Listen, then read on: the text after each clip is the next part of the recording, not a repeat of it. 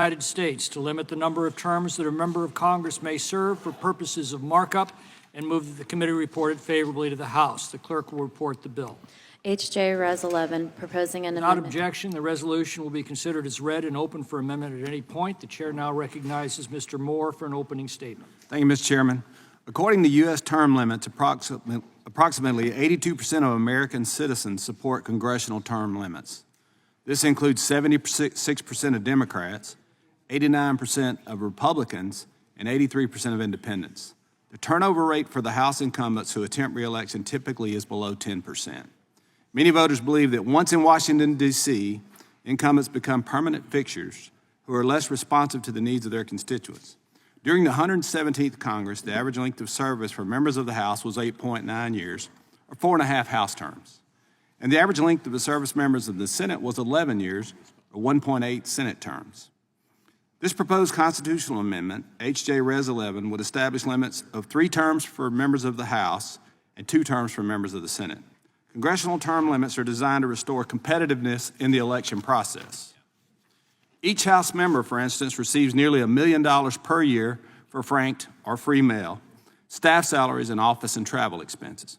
While campaigning, incumbents continue to receive their salaries of approximately $174,000 a year, which typically dwarfs the income of challengers who often must resign from their jobs while running for office. Congressional term limits will break the alignment between members of Congress and the special interest groups that support their campaigns. Americans deserve members of Congress who will work for them, who are not bought and paid for by special interest or political parties.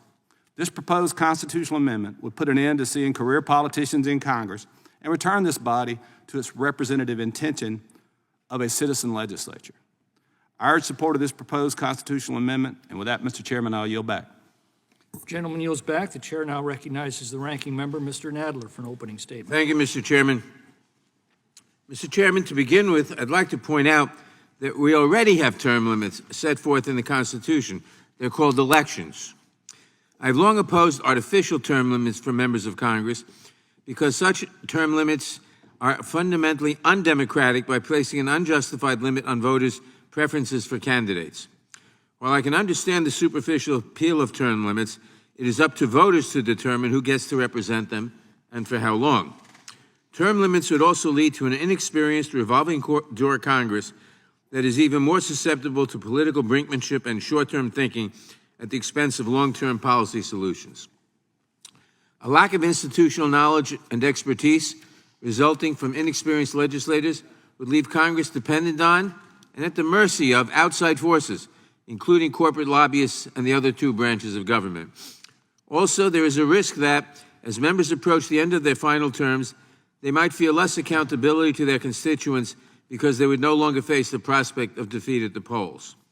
Instead, they are far more likely to focus on what will help them land their next job than on the job they actually have, serving their district. If you have concerns about the revolving door between Congress and K Street now, just wait until members are forced to find new employment after 6 years. Mr. Chairman, opposition to term limits is not a partisan issue. Indeed, at a hearing before the Constitution Subcommittee last week, 2 of our Republican colleagues spoke at length and with great eloquence in opposition to congressional term limits. While they couch their opposition to such term limits in an anti-regulatory frame that I do not agree with, I do agree with their broader point about the dangers of congressional term limits to democracy and to our republic. They spoke of the diminishment of voters' rights, the loss of institutional knowledge and expertise, the lack of accountability at the end of a member's tenure, and the general weakening of the people's house, making them susceptible to manipulation by others that would result from term limits. I could not agree more. And given the bipartisan opposition to this resolution, given the wildly low chance this amendment will find the support it needs for enactment, one might ask why we are moving it at all. Could it be because its sponsor, the gentleman from South Carolina, has threatened to oppose various spending measures as House Republicans barrel toward a shutdown? Whatever the motives here, term limits are antithetical to our longstanding belief in democratic Republican government. By taking the decision-making power away from the voters and undermining the power and effectiveness of the people's representatives, imposing congressional term limits would be a grave disservice to the American people. Therefore, I strongly oppose H.J. Res. 11. I urge all of my colleagues to vote against it, and I yield back the balance of my time. Without objection, all other opening statements will be included in the record. Is there any discussion? Ms. Hageman. Thank you, Mr. Chairman. I move to strike the last word. Gentlelady is recognized. I am entirely opposed to H.J. Res. 11 and the notion of placing term limits on members of Congress.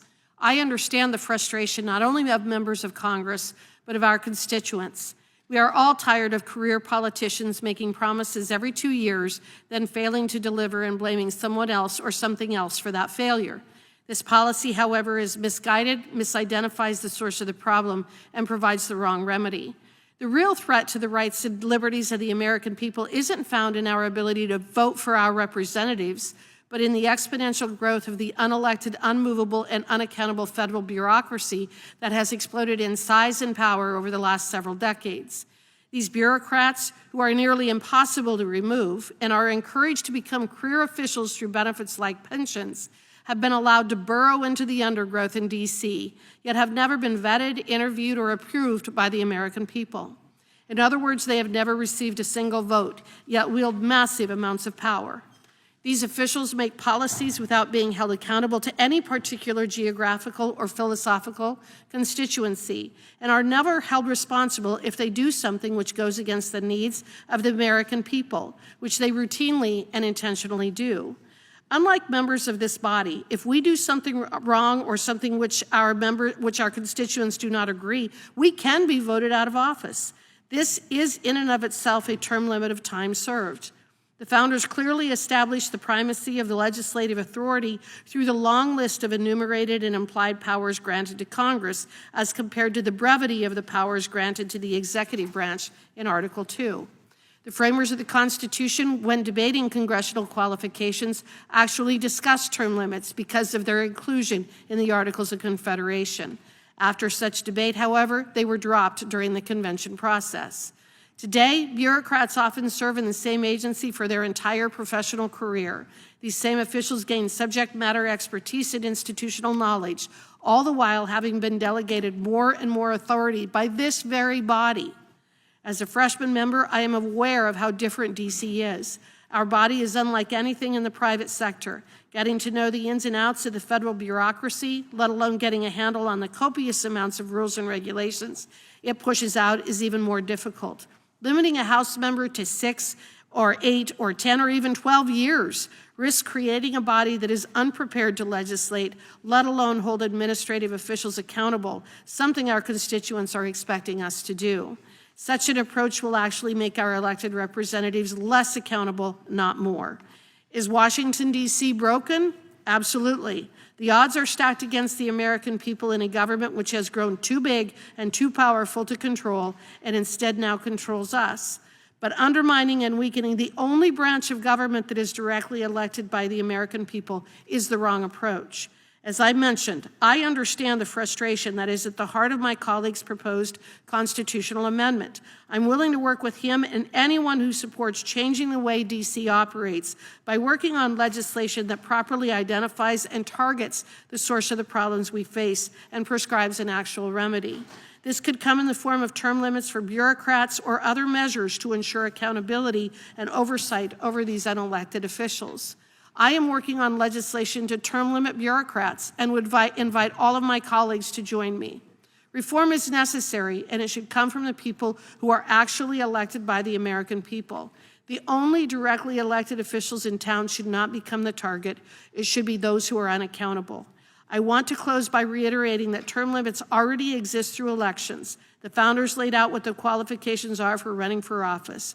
But it is also imperative that members of Congress reclaim their rightful place of legislating, take such power back from the unelected bureaucrats, hold themselves accountable by taking difficult but important votes that would put this country back on track, rather than always blaming someone else, including the very bureaucrats and agencies that this body has empowered. This Congress needs to unify so that we can hold accountable those officials, federal employees and agencies who act in the best interests of themselves and special interests rather than in the best interests of the United States of America. I urge a no vote on H.J. Res. 11, and with that, Mr. Chairman, I yield back. Gentlelady yields back. The chair recognizes Mr. Ivey. Thank you, Mr. Chairman. I join in opposition to this bill. I used to work for Senator Paul Sarbanes when he was the senior member of the Senate in Maryland. And he told me one time that he'd gone on a trip to South Carolina. And while he was going around, he saw a billboard that said, vote for Strom Thurmond. He's been fighting for term limits since before you were born. The irony I want to point out on this is that many of the advocates for term limits have served much longer than the number of terms that they're advocating for, or in this instance, pushing a statute to set. I disagree with the concept of term limits for members of Congress and most legislative bodies, I think for the reasons that have already been stated. But I will say this, to my colleagues who vote to support this legislation, if you've served 3 terms or more, I think you've got some explaining to do, because one obvious way we could have term limits is for people to leave after they've served 3 terms. So if you feel that strongly about it, I think you should exercise that right. My predecessor was Anthony Brown. He served 3 terms, and he ran for another office. He was successful. But he didn't make this a 20-year, 30-year thing, and you don't have to. Nobody requires you to stay here after you get elected, and I'm sure if you decide to step down and not run again, the voters will move on. So please, if you want to do it, feel free. But let's not impose a statute or a constitutional effort here that requires people to step down, even though their voters think they should stay, even though they want to stay, and even though they're doing a good job. And with that, I yield back. Gentleman yields back. Mr. Gates. Ranking Member Nadler asked a question I can definitely answer. His question is, why are we debating term limits today? And he correctly points out, we're debating term limits today, even though I'm not sure our measure will pass, and there are Republicans who will join in opposition to term limits. I think I can peel back the curtain a bit. In January, during the speaker contest, there were a group of us who wanted to change the way Washington, D.C. operates. That meant changing the spending, that meant advancing balanced budgets, that meant getting House conservatives on committees of great import, but it also meant taking a vote on term limits.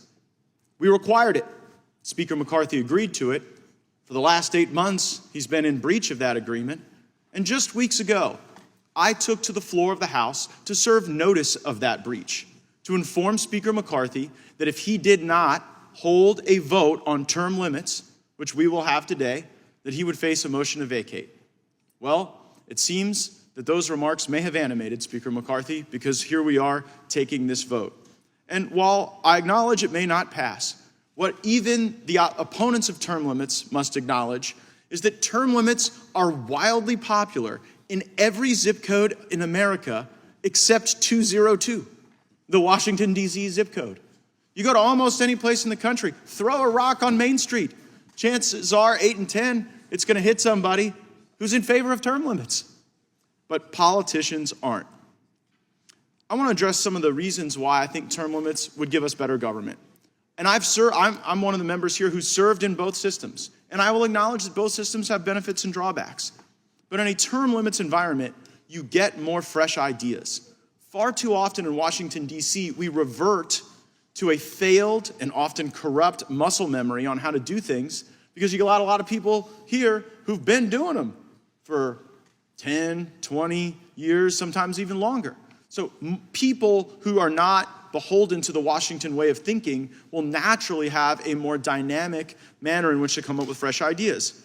Second, I think it creates a stronger connection to the district. If the district is generating a new person every 6 years, then you don't have people who move to Washington, who make their lives in Washington. It becomes temporary, more like the true intent of our founders. And third, I'll use a sports analogy. I don't think anybody would ever like to watch a basketball game without a shot clock. You'd see people just dribbling around, holding the ball, never making a move, never having to present aggressive defense. And that kind of feels like how we've been governing for the last several decades.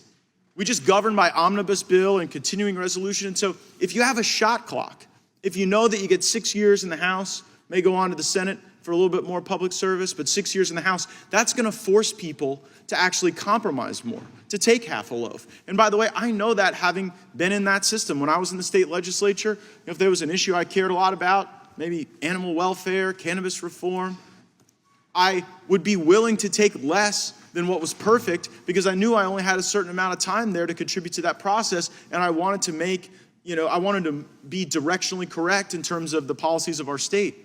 Here, increasingly, you have some of these folks who've seemingly been around since dirt was young, and it doesn't unlock that sense of urgency that oftentimes can lead to more productive government. There is a reason most of our states have term limits. It's because most of the people want it. And in states that have term limits, you have higher frequency of balanced budget. I think you don't have the endemic corruption that we often see in Washington, D.C., and you're not as lashed to the special interests. Like, in a term limits environment, the special interests and lobbyists can't really buy a lawmaker. They can only rent them for 6 years. And then they have to re-engage that process. And it kind of makes it tougher on the corrupt lobbyists and special interests. But in our system, they buy the cow and spend the rest of their time getting the milk for free. And that might be the reason why we're seeing such opposition to term limits now.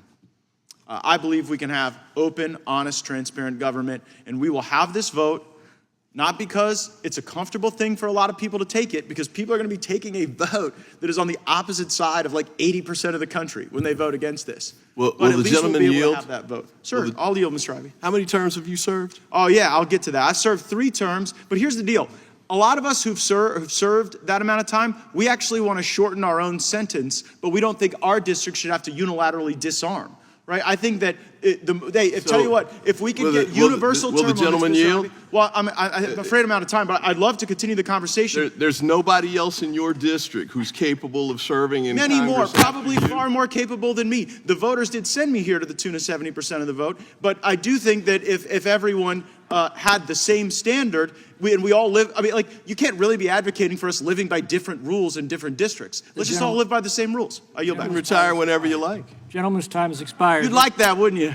Gentleman's time has expired. Mr. Cohen. Thank you, Mr. Chair. We all know that term limits exist with the voter.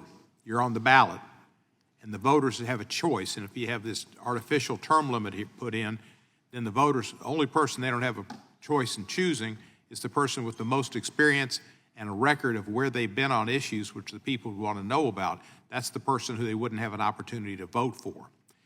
This is maybe wildly popular, some people say. Well, people who get 70% of the vote or people that get 86% of the vote are wildly popular. The public in my district is not clamoring for term limits. I've had people come up to me over the years and tell me, never retire, don't you ever quit.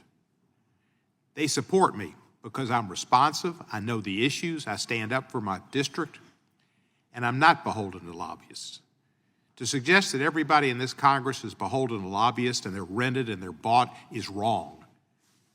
Most of the people in this House of Representatives are good, honest, hardworking people. We may have a disagreement on our positions on issues. We may have a different constituency that we need to represent.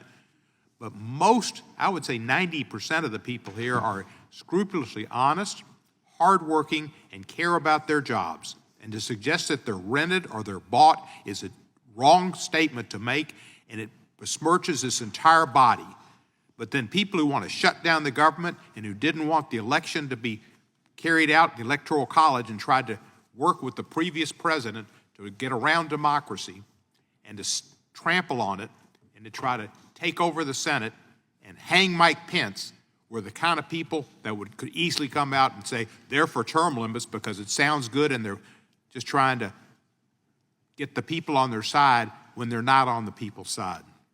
So this proposal, which has been around for a long time, it's a constitutional amendment, we shouldn't be, but I wondered why we were voting on it.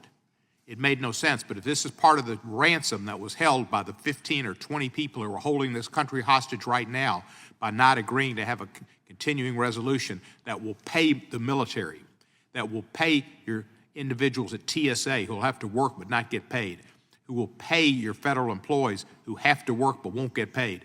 People work paycheck to paycheck, a lot of people.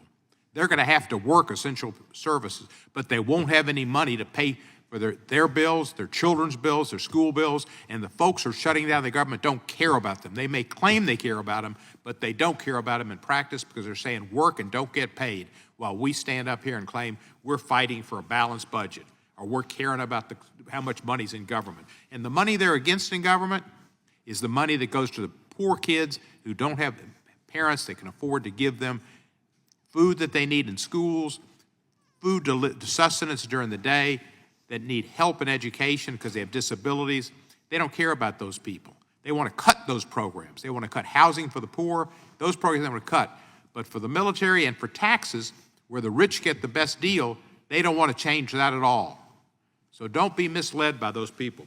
Remember, this is going to be a Republican shutdown. They're going to shut it down. They're going to ask you to work. They're going to tell you to work, and they're not going to pay you. That's wrong. We need to be working not on this hooey legislation, just like the hooey that worked for next door on impeachment of Joe Biden, a man having no basis to impeach whatsoever because they even admit, and their chief witness admits, there's no proof whatsoever he did anything wrong. We've got another bill on this calendar about saying any federal president that's indicted has to be tried in federal court. This used to be the people's house. Now it's Trump's house. Let's put all the president's criminal behavior, and there hasn't been many presidents with criminal charges, let's have them tried in federal court so their appeals go to their Supreme Court, so that they have a different jury pool to pick for. If they violate the laws of Georgia, they should be tried in Georgia. If they violate the laws of New York, they should be tried in New York. And there's nothing in our Constitution that says you can do such a bill.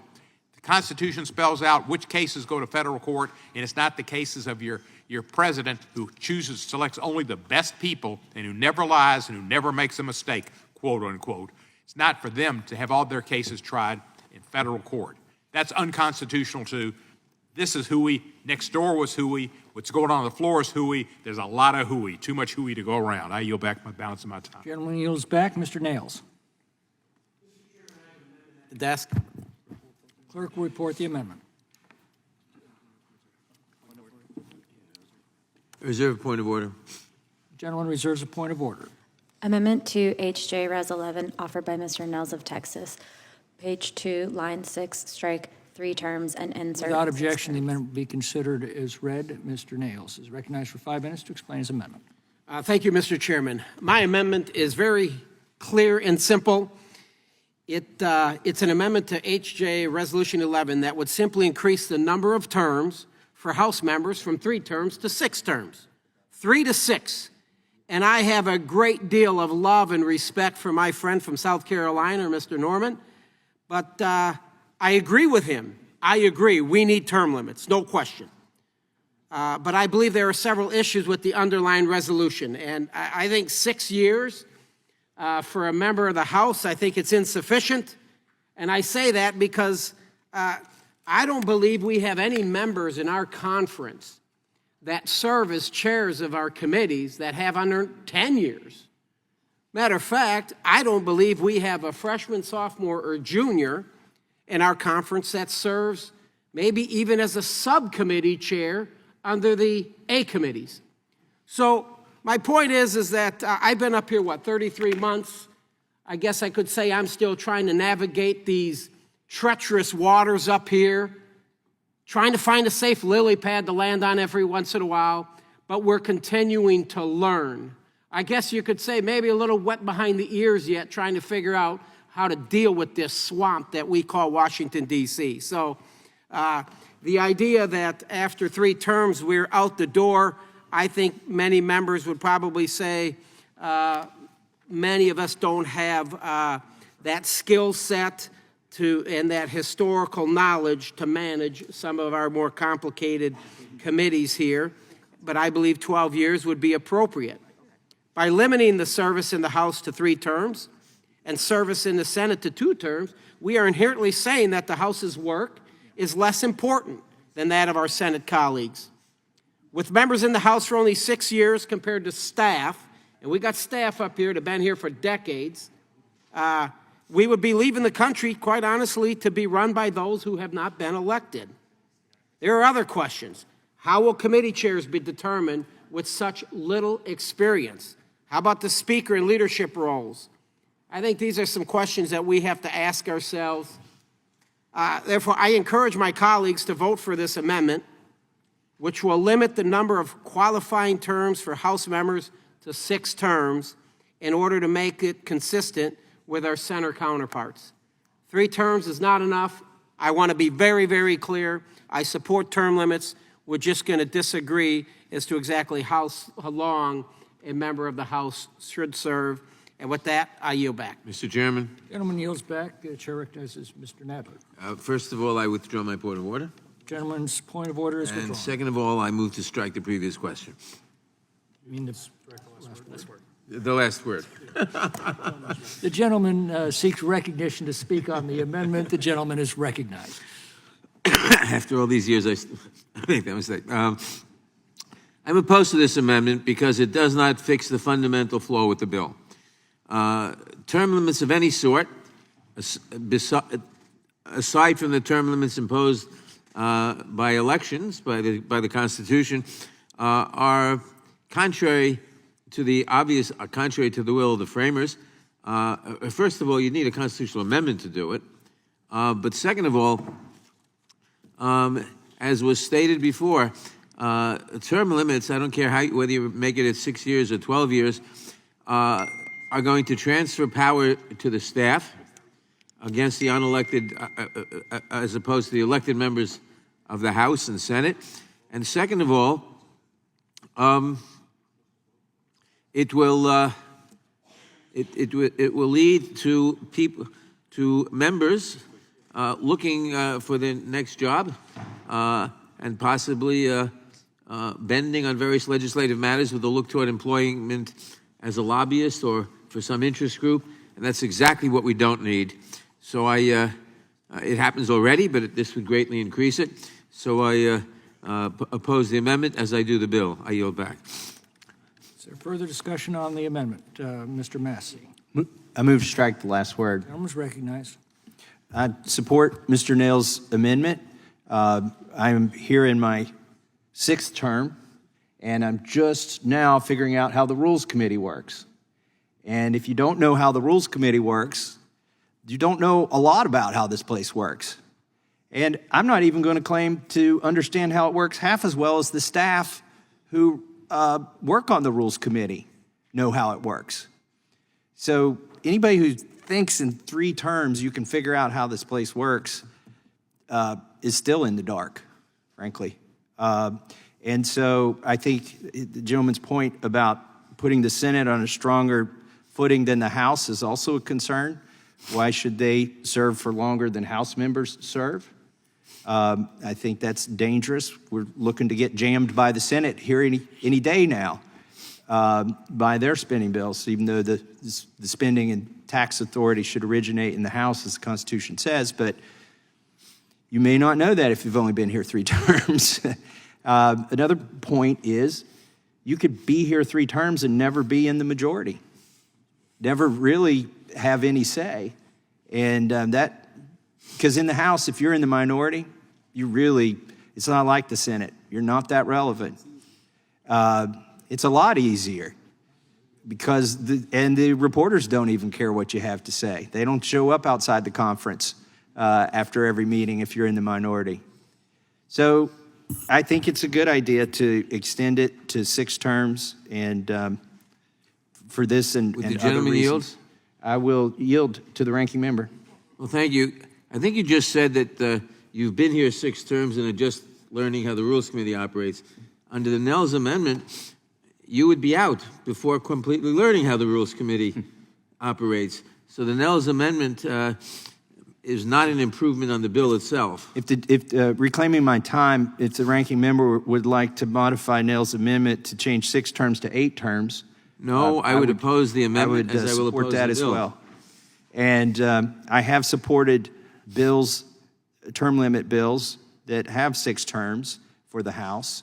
And so just to be consistent and just based on my own experience, and just not to be a hypocrite, I'm going to support Mr. Nails' amendment, and I yield back. Gentleman yields back. Further discussion? Ms. Scanlon. I'd move to strike the last word. Gentlelady is recognized. Thank you. I do agree with Ranking Member Nadler that I would oppose the amendment because I don't think it improves the fundamental flaws of the underlying bill. As members on both sides of the aisle have pointed out, our Constitution already has a mechanism for term limits. It's called voting. Every 2 years in the House, every 6 years in the Senate. And that comports with what our founders intended. They explicitly discussed this issue, and the Supreme Court in U.S. Term Limits, Inc. versus Thornton said that in the United States representative democracy, people should be able to choose whom they please to govern. And that's, at bottom line, what we're talking about here.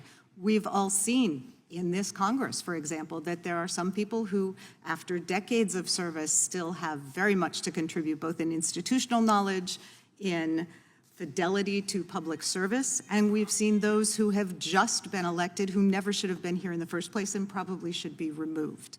So the voters should have the absolute say, and what we would do best under these circumstances is to empower an engaged electorate, to make it easier, not harder, for eligible persons to vote, to remove the influence of dark money in our elections.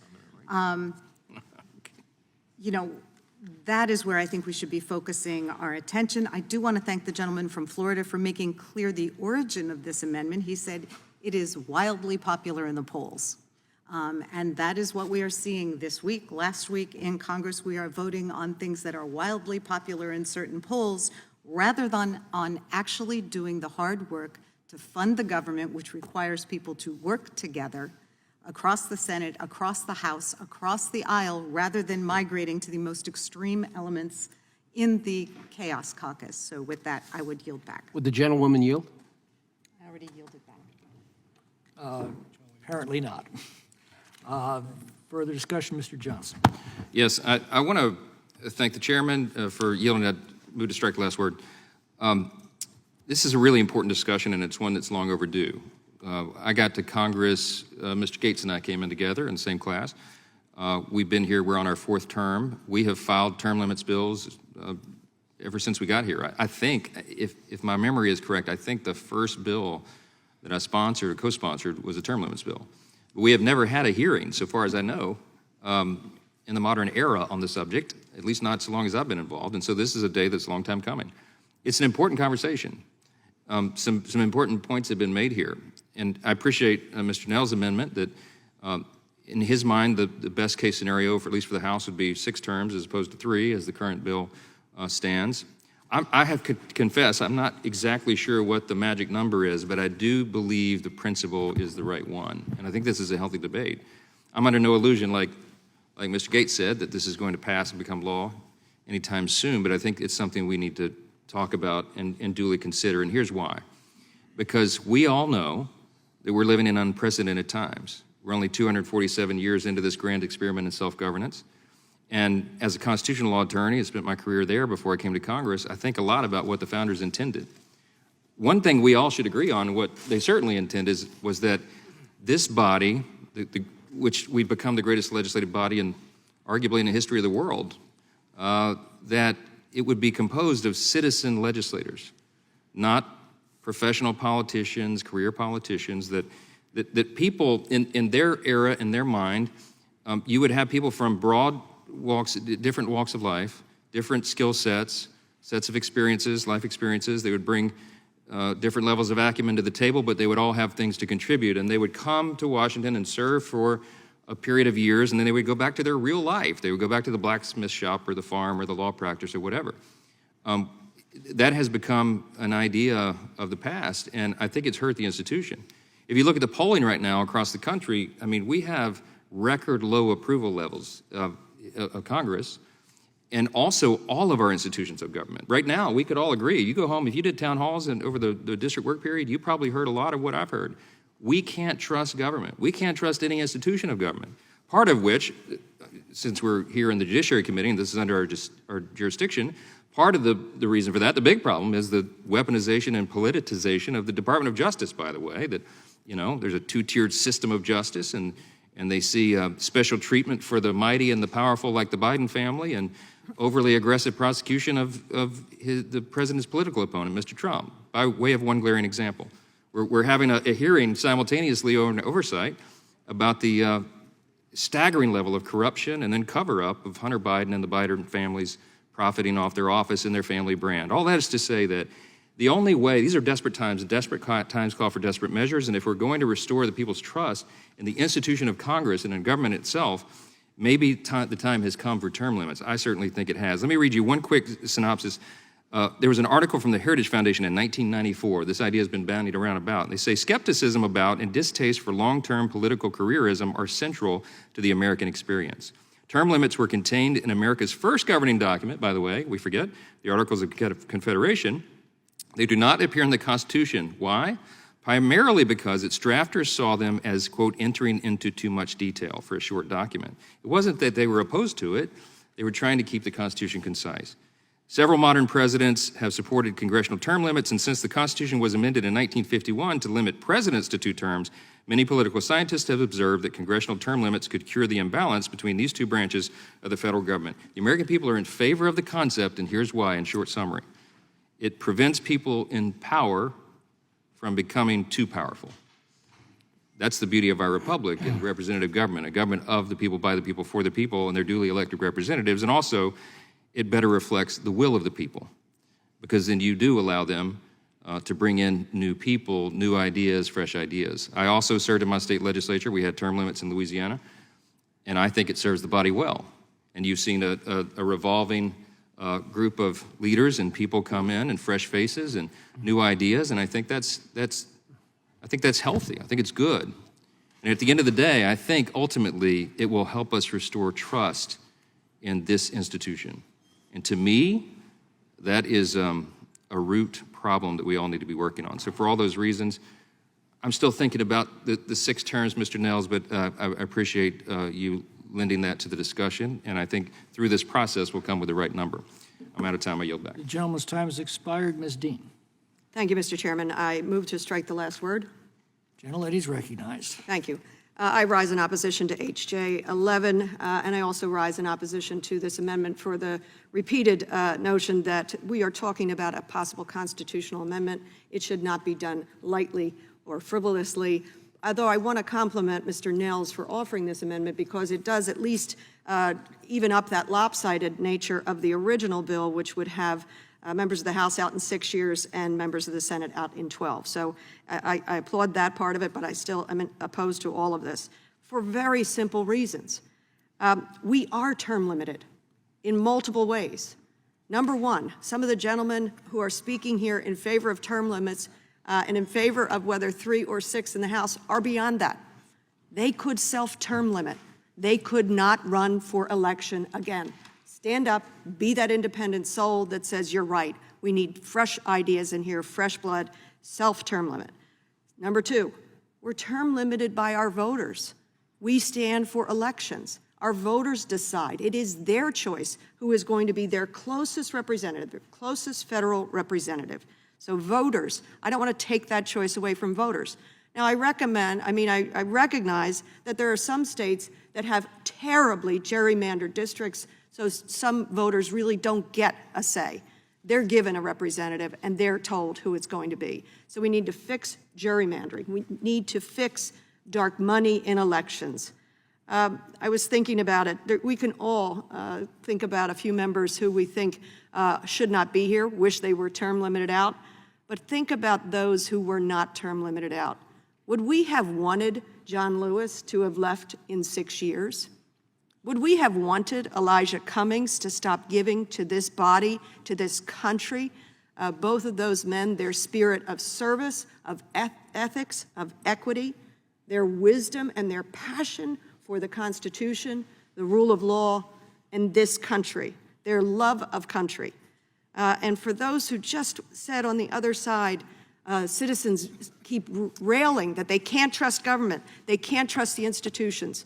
Strange, it's those very members who say that over and over again who use the MO of a former president to tear down our independent institutions, whether it is our electoral process.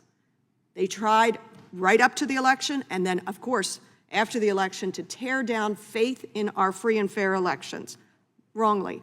The Department of Justice, tear down our faith in an independent Department of Justice. How about the news media? Those who would say the news media is not an independent institution valuable to this country, but would call it the enemy of the state, the crooked media. If people are worried about the tearing down of our faith in independent institutions, stop doing it yourself. Finally, we're here at a week where we're about to shut this government down. Actually, we're not going to shut this government down. Through the malpractice of those on the other side, whether they are here for 1 term or 10, this government will likely shut down, hurting the American people. If you're getting at the problem of members of Congress, this false notion of a constitutional amendment is frivolous. You know it. Let's not shut this government down. Let's do your job. I yield back. Actually, will the gentlelady yield? Apparently not. Chair recognizes Mr. Tiffany. Oh, Mr. Tiffany. Thank you, Mr. Chairman. I'd like to yield to the gentleman from Texas, Mr. Nails. Thank you, Mr. Tiffany. We just heard Ms. Dean say, and I think, quote, we're term limited by our voters. I think Ms. Scanlon said something, I'm paraphrasing, that we have elections and we should let the voters decide. One thing that we do know is that well over 90% of the incumbents that are up for re-election, they get re-elected. They get re-elected over and over and over again. And I know that this administration has a very poor approval rating, but the approval rating of Congress is lower than whale feces. And we continue to get re-elected. And why is that? It's about the money. Everybody's out there working with the special interest groups. They're getting the big fat cats to support them. You have millions of dollars in your campaign re-election accounts. And how do you expect somebody to compete with that? An approval rating most of the time in the single digits. And we keep getting re-elected over and over and over again. It just doesn't make sense to me. But what it is because of all the special interests and all the money that these incumbents that we're receiving up here, it's very, very hard to change direction with such a dismal record. So again, yeah, let the voters decide, but really, is it really the voters decide when you have so much money in your account to go out there and spread a message? And it's uncalled for. We need to have some term limits. We need to keep it to 12 years because it will give us some time to get our feet up underneath us and try to manage this very difficult, swampy area of Washington, D.C. I yield back. Gentleman yields back. Mr. Johnson of Georgia. Thank you, Mr. Chairman. I move to strike the last I'm sorry. word. The time belonged to Mr. Tiffany. Mr. Tiffany? Yeah, Mr. Chairman, I yield. Gentleman yields back. Mr. Johnson of Georgia. Thank you. I move to strike the last word.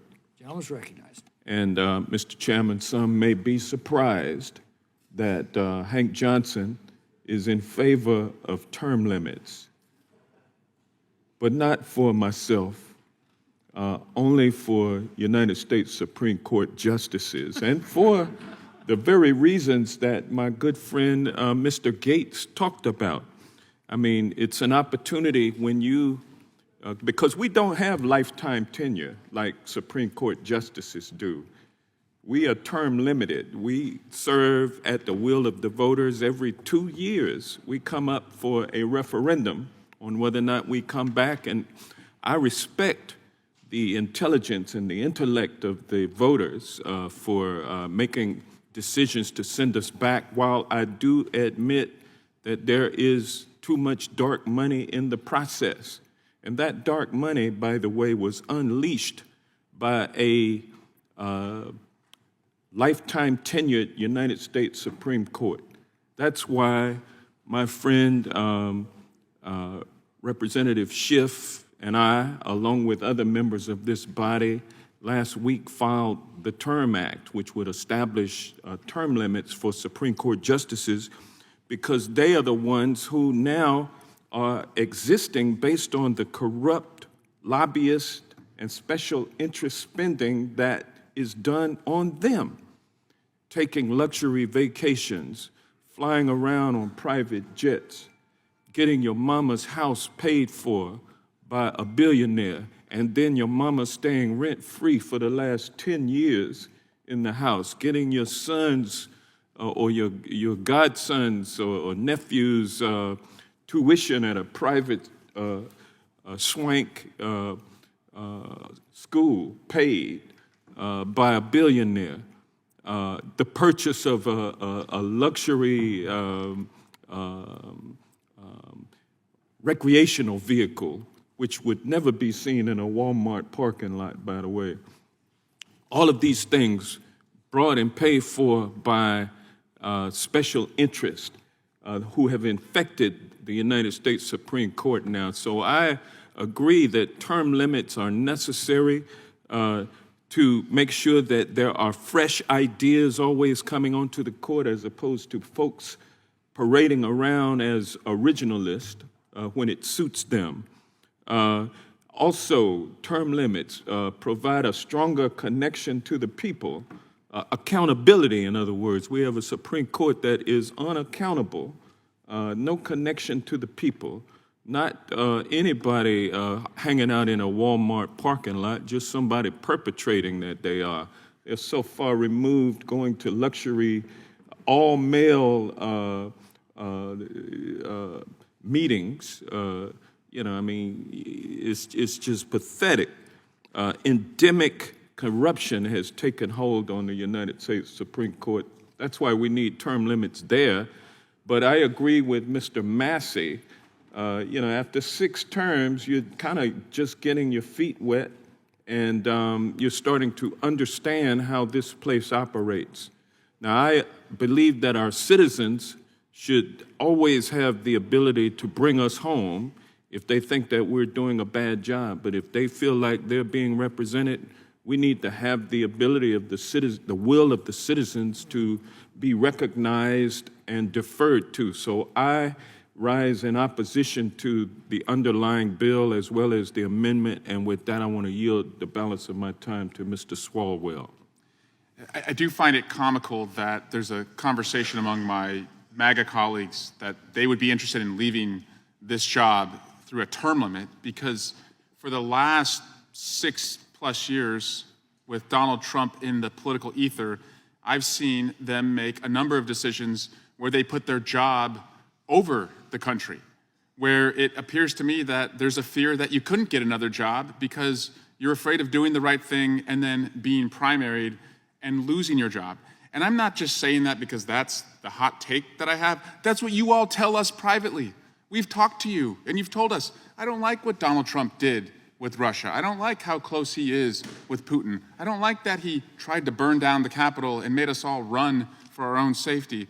But I can't say that because I'm going to get primaried at home. So I don't see a lot over there that actually would be willing to leave this job.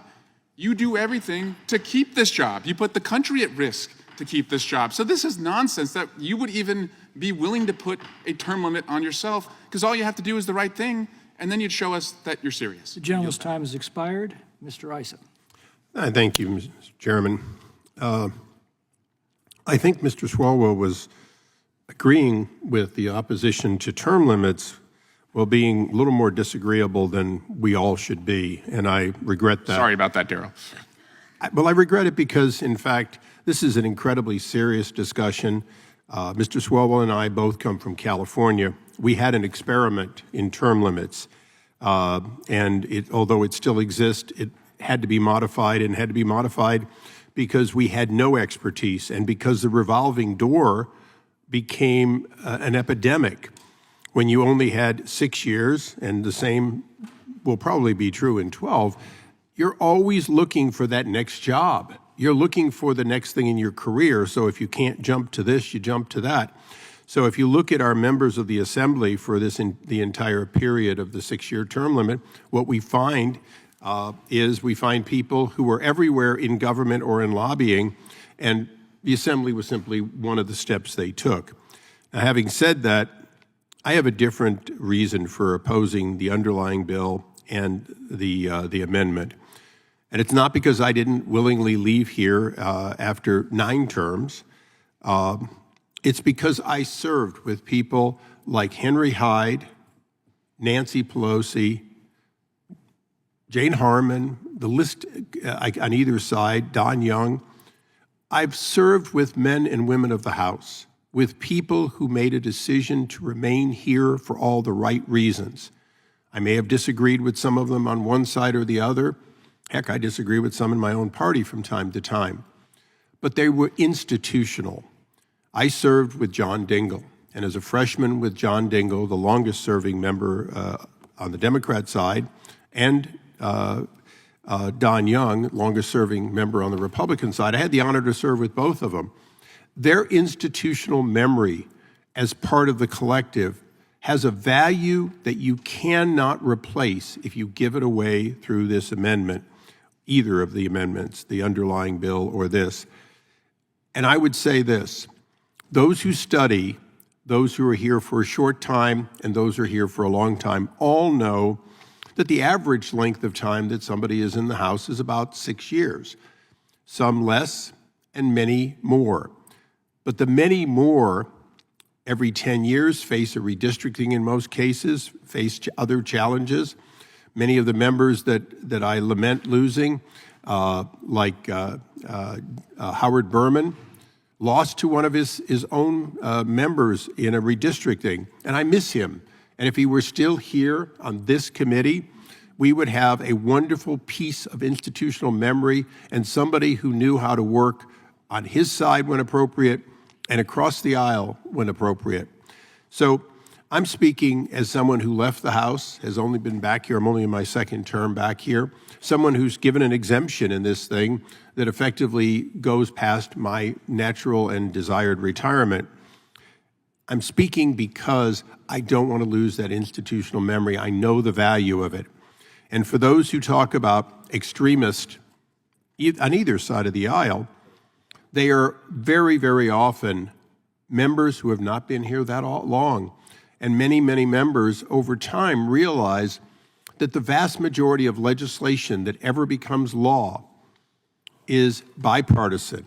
It does the necessary compromise. And that compromise is not for corporate America. That compromise is for the American people. So I know I haven't given you anything other than I'm the old guy who's been here a long time and I'm sitting at the top of the dais. But I will tell you this. I've seen the damage. My fellow Californians have seen the damage. And it is not the right thing to have a revolving door for every member. Plenty of our members leave too soon. But those who stay, like Don Young, like Henry Hyde, like Nancy Pelosi, and yes, like the late John Dingell, they add to this institution in a way you cannot add through staffing. And with that, I thank all of you and yield back. Gentleman yields back. Mr. Ivey. Thank you, Mr. Chairman.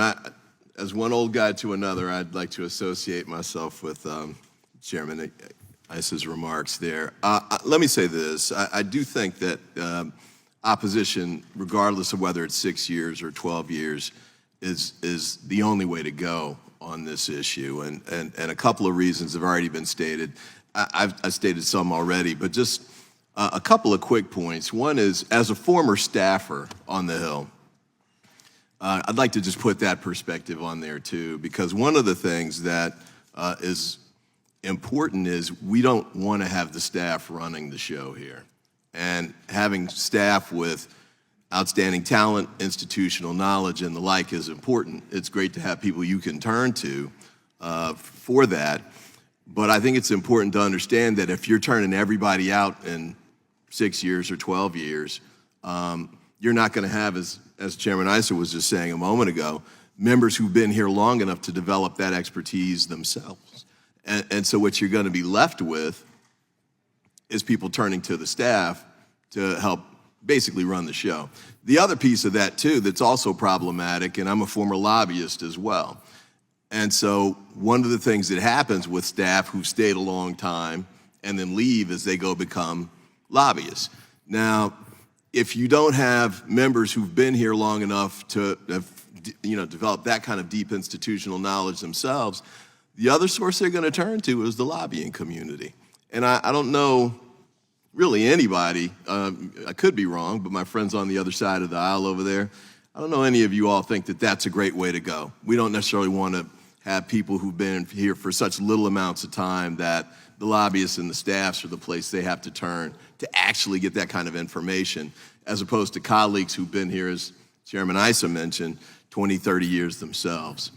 And then one last quick point, and I'll yield back. I mentioned a moment ago that my predecessor stayed here for 6 years and then left. Previously, I'd been state's attorney in Prince George's County. I was twice elected, wasn't opposed in the second race, but decided not to run for a third term because I thought it was right for me to move on and that it would be a good thing to have, other people have a chance to run for the seat. So I voluntarily decided not to run again. To my colleagues here who are really pushing the term limits issue, I just want to say that the House of Representatives is not Hotel California. The fact that you got here elected here doesn't mean you've got to stay here. And if you think it's better for the institution that people should be leaving in 6 years or 12 years or whatever it is, by all means, I'll come to the going away party. We'll, wish you the best. You can go lobby on K Street or whatever you want to do next.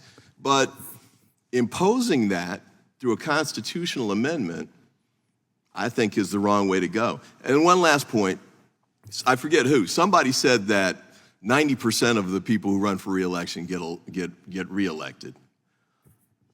And I guess he thought that was a negative thing, but from my perspective, isn't that democracy? Isn't it important for us to say, well, let's let the voters decide, and if the voters decide they want to hang on to this member of Congress for a little bit longer, why not? In my neighboring district is Steny Hoyer. He's been in Congress for over 40 years. He's been an outstanding member of Congress. People like him on both sides of the aisle. I personally think he's been the best majority leader this institution's ever seen. Apparently the voters agree, even with the changes in the lines, as the member mentioned a few minutes ago. He's been able to keep getting reelected decade after decade after decade. I don't think that's a bad thing. So with that, if somebody has, I yield to Chairman Issa. I appreciate very much your associating with my remarks, but I'm going to come back to something you said that I didn't say that you alluded to. There were Republicans here and Democrats here who have been in the majority, minority, and majority.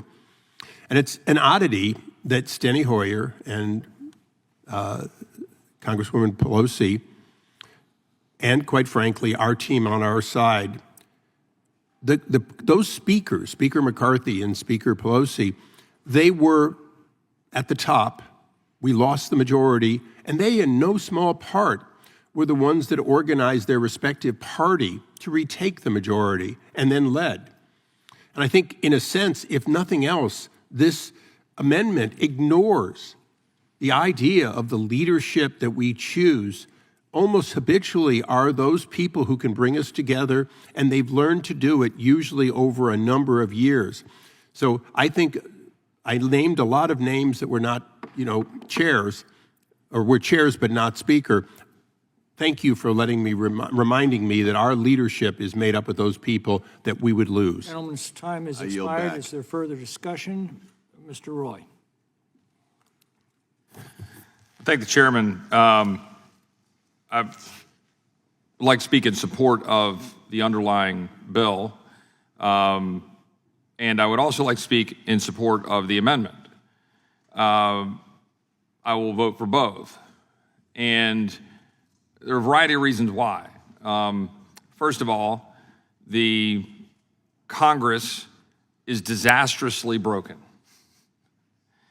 There is no other way to put it, no matter which side of the aisle you are on, no matter what part of the ideological spectrum you sit. It is disastrously broken. There are a lot of examples I could give, but the 33 trillion examples is probably the best one. It is just an abject failure and has been for my entire life. I'm 51 years old. I am hard-pressed to think of many things that this body has done over those 51 years that are particularly all that productive for the grand scheme of advancing this republic's interest. It's just broken. And I don't know anybody in America across the country, for the most part, who doesn't feel that way. We poll consistently below 20%. Term limits poll consistently above 80%. Now, there's a reason for that. Now, sure, do I think in the abstract and the theory that the best term limit is the voting booth? Yeah, sure. But the problem here is we all get it between gerrymandering for political purposes, gerrymandering and line drawing because of the Voting Rights Act or whatever it is. There are lines that are drawn all over our country that perpetuate parties and members of Congress that consistently stay there. And this idea that expertise is somehow the reason to say, oh, we should just keep staying here in perpetuity, I think is insane. And with all due respect to the point being made about, well, you can just choose to leave Congress, yeah, but that's not the problem. The average age and the average length of time that people serve in Congress is 8.9 years. That's not the problem. The problem isn't that rank and file members don't come and go. The problem is that a handful of octogenarians sit around here and screw this place up repeatedly, indefinitely. They continue to run this place right into the ground. That's the truth.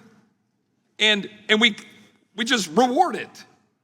So I'm going to support this. It's probably not going to pass for whether it gets out of committee and the number of votes that it takes to amend the Constitution of the United States. But I tell you what, one thing we could propose, we don't have to have a constitutional amendment to say that, okay, after 12 years of service, if you love being a representative and bringing your grand expertise to this grand, august body so much, how about you do it for no pay? And how about you do it for no grand position as a chairman or a leader? You just want to come here and share your expertise, great. But why don't we just adopt rules? Doesn't require a constitutional amendment that says if you come here for a 7th term, you will receive no pay, you will not serve as a chairman, and you will not serve in leadership. Great. Come here and share all your infinite wisdom. But I think this place needs new blood. I think it does need turnover. And again, there are great members of Congress who have served here terms well past 12 years or well past 6 years. And there are many terrible first-term members of Congress. And I'm sure many think I'm a terrible third-term member of Congress. That's fine. All I'm saying is this place has got to change. And that's what the American people are demanding. And I don't know, if 82% of the American people think, you know what, maybe we ought to limit how long people can sit here and continue to do damage to the United States of America, perhaps we should listen to them in a representative democracy. And I think that's part of the big problem. We never really listen to the people in this representative democracy. And yes, a republic requires us to make good decisions and figure out how to do it. But in the end, we should try to represent the overall views of the American people. I am pretty confident that a majority of constituents in every state in the union support some form of term limits. And the reason I'm going to agree to the 12-year amendment is because I think it has the best chance of success, a better chance of success, if you will, than 3 terms. And I realize there are some groups out there who might, criticize that, believing that the purity of 3 terms is the best. Well, so be it. This is, in fact, the legislative process at work. I yield back. Gentleman yields back. Ms. Ballant.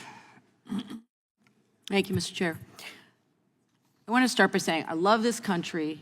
I love this democracy. I care deeply about it, not just because I am so honored to be able to represent my state, but also I'm a child of an immigrant family that came here for a better life. And I'm also a former social studies and civics teacher. And I actually have really enjoyed this conversation. It is an important, robust conversation. And I want to say the Republican, Mr. Johnson, has said some really interesting things earlier about record low approval for Congress and concerns about trust in government. I share those concerns. I come from a citizen legislature in Vermont. It is incredibly important for us to be rooted in our communities and to constantly be accountable to our constituents back home. And so that, I agree with you. And certainly some of the things that you said, Mr. Roy, it does have to change. Absolutely. Where I think we disagree is what are the things that we can do in the near term? And so these conversations are important. This is why we are here. We are supposed to be a deliberative body. But I think we know that this constitutional amendment is not going to go anywhere. But there is actually something that we could do now, which does not take a constitutional amendment. And so I'm sitting here and I'm really trying to be fully present and appreciate the real passion that people have for this topic. But it's difficult to not have this other voice inside of me saying, but I am serving in Congress with a colleague who is a serial fabulist, somebody who lied about just about everything about his history, about his record, about his career in order to get elected. And I think that contributes to this feeling that it's broken, that there's no bottom. Mr. Chairman, I would raise a point of order. I don't think you can engage in personalities towards Senator Menendez like that. I've not heard a name mentioned until the gentleman, so I will rule the debate is in order and the gentlelady may continue. I've been very careful. Thank you, Mr. Chair. My point is, we know who I'm talking about. His constituents have said we don't feel represented. Many colleagues have said he is not helping us with our credibility. He is not helping for us to win back the trust of the American people. So why do we spend so much time on things that it's not going to happen when we could do things right now that would rebuild credibility? I have teenagers right now, and I know some folks in this room also have kids they're trying to raise. And I come home on Friday nights and they say, what's the point? What's the point when somebody can be making up all aspects of his career to get elected and to serve, and there's no consequence for that? And I don't have a good answer. And so I wish that we all could do a better job of holding each other and ourselves to higher standards, because that is what is going to help the American people have more trust in the work that we're doing. Again, I do think this is an important conversation. I think it's complicated. But why do we spend so much time on things that are simply about grandstanding and not about actually doing something right now that could help this very, very troubling situation? I yield back. Gentlelady yields back. Mr. Van Drew. Thank you, Mr. Chair. You know, this is a difficult issue. There are those that would say, and I can relate to that a little bit, that if someone only serves 3 terms, they're going to be just learning, really getting underneath their belt what they need to do and how to operate and how to be independent. And if we're constantly a Congress with new people coming in all the time, that we're going to have an issue of experience. And with that issue of experience, those folks are going to rely upon lobbyists more. They are going to rely on the institutions more, those that are here, the bureaucracy more. And I understand that. So to me, 3 terms is just too short. 6 makes more sense. Quite frankly, I will vote for both just to move these bills out of committee. I think they deserve to be heard more. At the same time, I understand what some folks are saying. People are tired, man. I mean, if there's one thing I try to do in my whole and I've been a state senator, an assemblyman, a mayor, a county commissioner, I try to talk to people.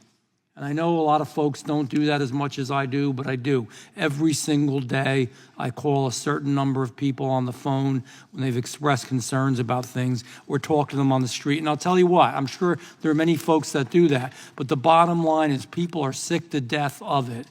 The institution is broken to some degree. We do have too much debt. We do have too many problems. And yes, we have members, quite frankly, I know you were targeting one in those previous comments, but we have members on both sides of the aisle that have issues. But hopefully that will be taken care of in the voting booth. And in the abstract, the voting booth should take care of everything. And it's interesting that people love their own congressperson, but do not necessarily love the institution. So I'm torn with this issue, because sometimes experience is good. And I've known in every level of government, members that were new to the government that were, quite frankly, horrible. And I've known members that have been there for countless numbers of years that were horrible, and new members that were great, and members that have been there many years that were great as well. So it's not an easy issue, but I do know what we're reacting to. If anybody believes that we are in a time where business as usual can just continue, they are wrong. People are sick to death. They're tired of it. They're tired of more and more of their paycheck going towards taxes. They're tired of the debt that this country has. They're tired of not believing. And, I know everybody says MAGA is a great thing. They like to use that as a detrimental thing. But make America great. America is great. America should be number one. America should be the best and strongest and most focused nation in the world. And people don't feel that way right now. People are suffering through this. They really are. So I think this needs more of an opportunity to be aired. It needs more of an opportunity to be heard. I, quite frankly, haven't made my final decision if it was up to a final vote. But I do tell you, and again, I know I'm emphasizing this, don't think it's just the same old stuff. It isn't. We are coming to a breaking point in this nation, and if we want to stay a republic, I know we always talk about a democracy, and that's important, but we are a republic. And Benjamin Franklin said, I give you a republic if you can keep it. And that's the question. Can we keep it if we just keep doing what we've been doing? We must change. I yield back. Gentleman goes back. Is there further discussion? Ms. Sparks. Thank you, Mr. Chairman. I move to strike the last word. And I actually thought about this issue for some time, and I think our founding fathers did too. And they decided not to prescribe term limits because they thought, American people have a chance and they have an impact.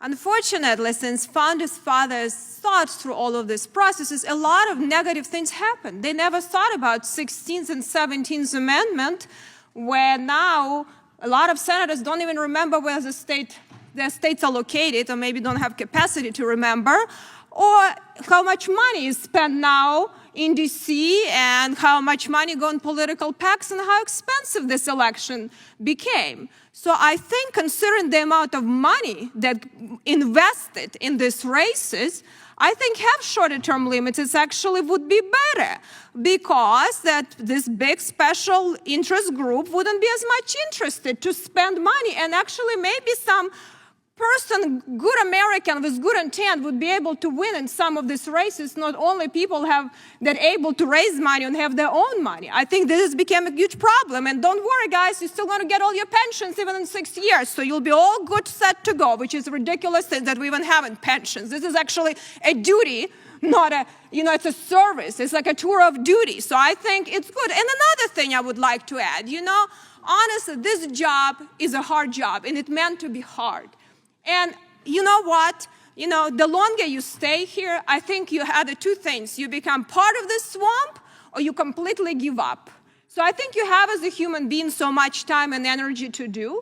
So I think, you learn your first term, you make some move, but you know what? If you cannot accomplish something in 6 years, probably let someone else to try it.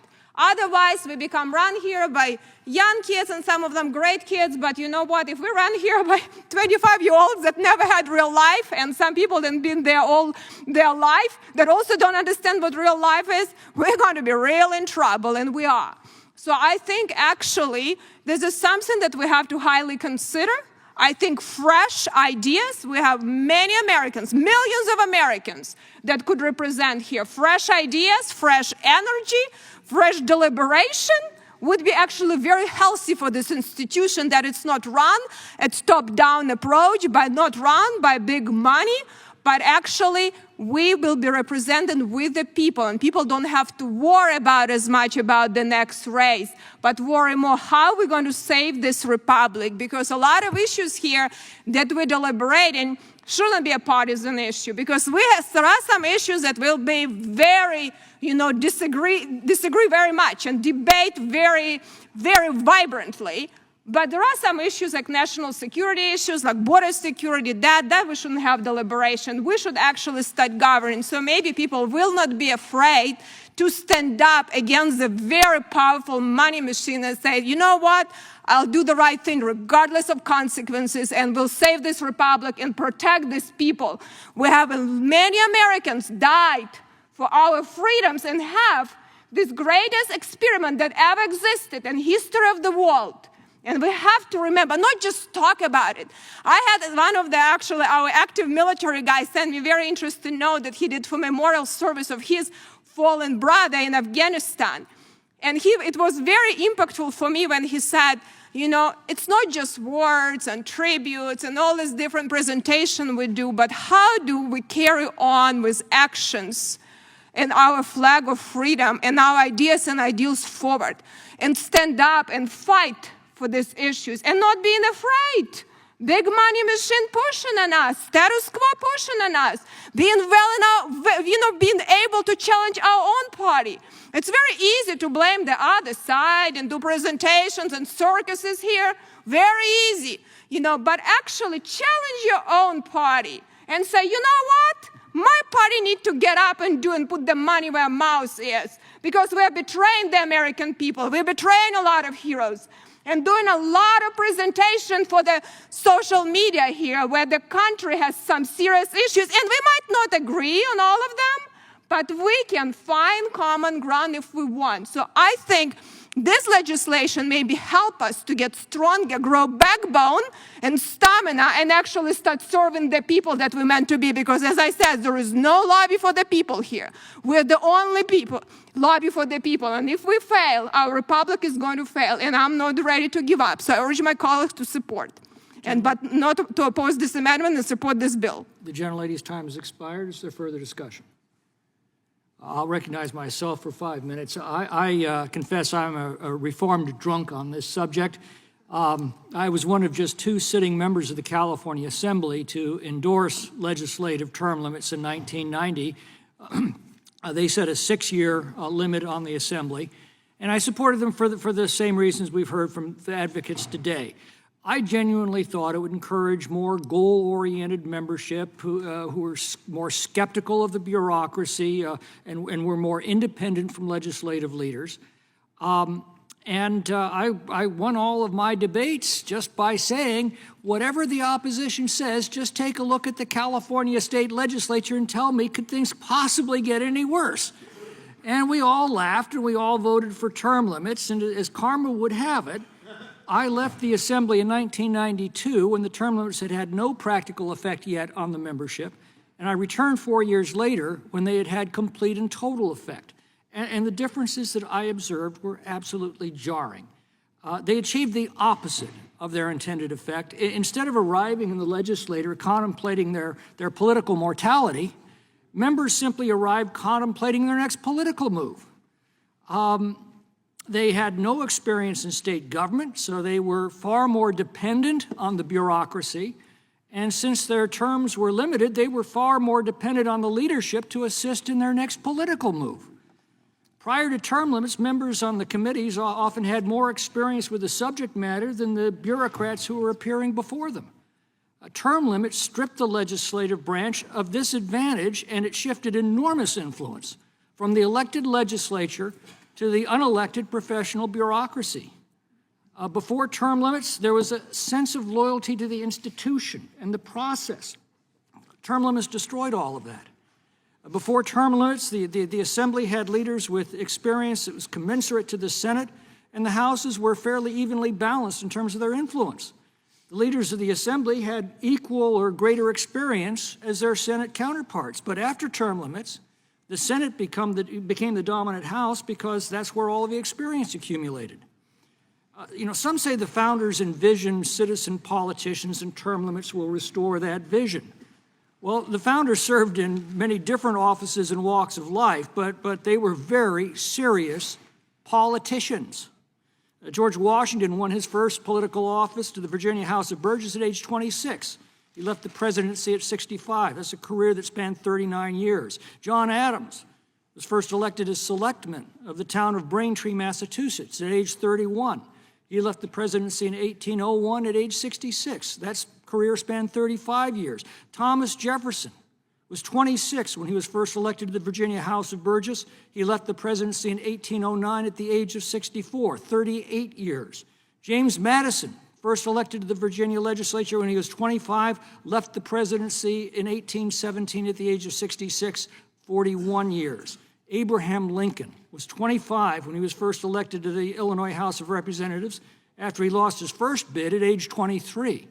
He left the presidency at 1865 at age 56, total career 31 years. So I pose this question. Would the country have been better off if we had curtailed these professional politicians just when they were acquiring the wisdom and judgment and experience to guide our nation through times of strife and peril? Term limit advocates dwell on the advantages of incumbency. Incumbents do have an advantage over challengers because they've already been through the vetting process with their constituents. They've generally acquired a greater experience in the subjects that they've dealt with, and they've built a record that people can judge. The founders did limit terms in a way. They limited the House to 2-year terms to assure that by definition, the House was constantly representative of the people. And I'd argue those are all good things that we should encourage.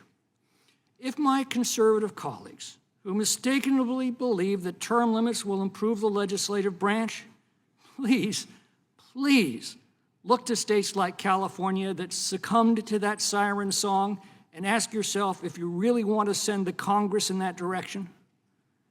Please look to the debate over this very issue at the Constitutional Convention and understand the reason these wise men rejected the idea. They did so, according to Madison's notes, principally for the reason the ranking member mentioned, that as term limits approached, they were afraid members would consider less and less the public interest and more their own. That's just human nature. In short, we have based our entire form of government on the assumption that more than half the people are right more than half of the time. That's a sound assumption. Let's stick to it and let us trust the people. I yield back. And if there's no further discussion, the question now occurs on the amendment offered by the gentleman from Texas, Mr. Nails. Those in favor say aye. Aye. Those opposed say no. No. The ayes appear to have it. Roll call. Roll call is requested. The clerk will call the roll. Mr. Jordan. Mr. Issa. Mr. Buck. Mr. Gates. Mr. Gates votes no. Mr. Johnson of Louisiana. Mr. Biggs. Mr. McClintock. Aye. Mr. McClintock votes aye. Mr. Tiffany. Mr. Tiffany votes no. Mr. Massey. Mr. Roy. Aye. Mr. Roy votes aye. Mr. Bishop. Mr. Bishop votes no. Ms. Spartz. Ms. Spartz votes no. Mr. Fitzgerald. Mr. Bentz. Mr. Bentz votes no. Mr. Klein. Mr. Gooden. Mr. Gooden votes aye. Mr. Van Drew. Yes. Mr. Van Drew votes yes. Mr. Nels. Yes. Mr. Nels votes yes. Mr. Moore. No. Mr. Moore votes no. Mr. Kiley. Aye. Mr. Kiley votes aye. Ms. Hageman. Aye. Ms. Hageman votes aye. Mr. Moran. Ms. Lee. Ms. Lee votes no. Mr. Hunt? Mr. Fry? Mr. Nadler? No. Mr. Nadler votes no. Ms. Lofgren? Ms. Lofgren votes no. Ms. Jackson Lee? Mr. Cohen? Mr. Cohen votes no. Mr. Johnson of Georgia? Mr. Johnson of Georgia votes no. Mr. Schiff? Mr. Schiff votes no. Mr. Swalwell? Mr. Swalwell votes no. Mr. Liu? Ms. Jayapal? Mr. Correa? Mr. Correa votes no. Ms. Scanlon? Mr. Neguse? Mr. Neguse votes no. Ms. McBath? Ms. Dean? Ms. Escobar? Ms. Escobar votes no. Ms. Ross? Ms. Ross votes no. Ms. Bush? Mr. Ivy? No. Mr. Ivy votes no. Ms. Ballant? Ms. Ballant votes no. Mr. Johnson of Louisiana, you are not recorded. Mr. Johnson of Louisiana votes yes. Mr. Fry, you're not recorded. Mr. Fry votes no. Mr. Klein? Mr. Klein votes yes. House Massey recorded. Mr. Massey, you're not recorded. Massey votes aye. Mr. Massey votes aye. Are there any other members?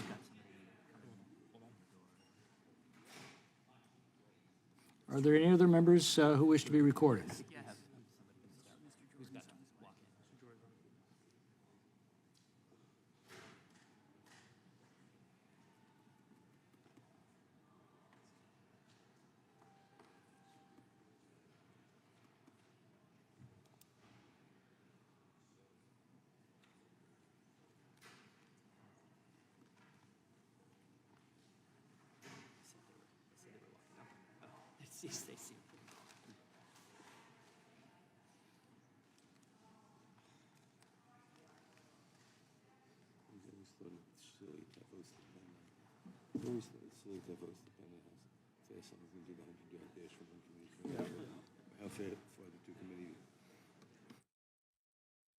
Mr. Jordan? Mr. Liu, you're not recorded. Mr. Liu votes no. Are there any other members who wish to be recorded? Mr. Jordan? Mr. Jordan votes yes. Seeing no other members seeking to vote, the clerk will report. Mr. Chairman, there are 11 ayes and 21 noes. The noes have it, and the amendment is not agreed to. A reporting quorum being present, the question is on favorably reporting the bill. Those in favor say aye. Aye. Those opposed say no. No.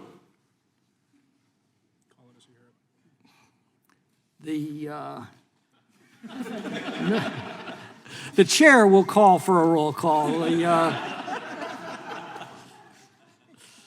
clerk will call the roll. Mr. Jordan? Mr. Issa? Mr. Buck? Mr. Gates? Aye for term limits. Mr. Gates votes aye. Mr. Johnson of Louisiana? Mr. Johnson of Louisiana votes aye. Mr. Biggs?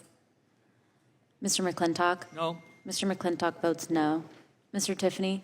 Mr. Tiffany votes aye. Mr. Massey? Mr. Massey votes aye. Mr. Roy? Mr. Roy votes aye.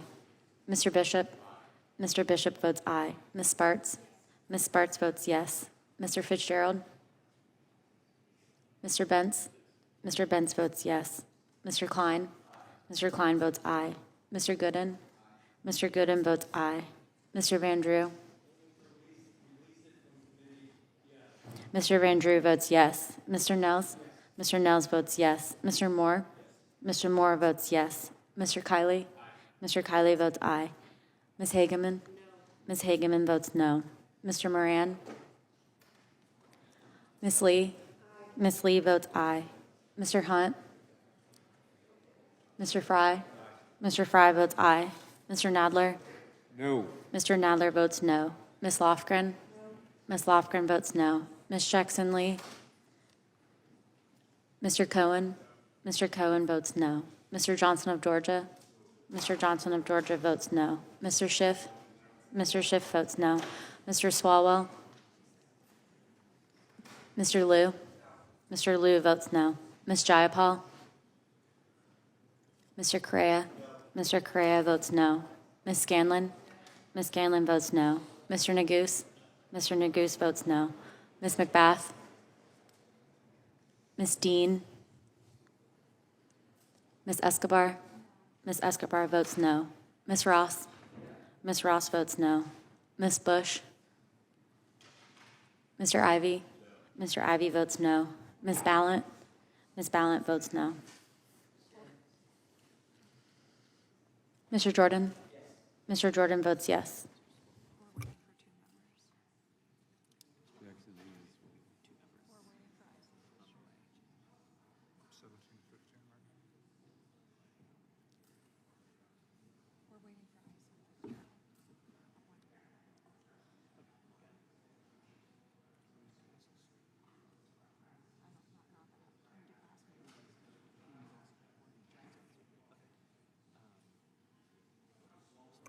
Mr. Swallow, you're not recorded. Mr. Swallow votes no.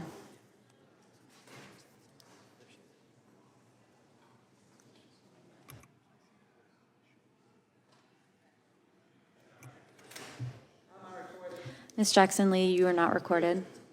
Ms. Jackson Lee votes no.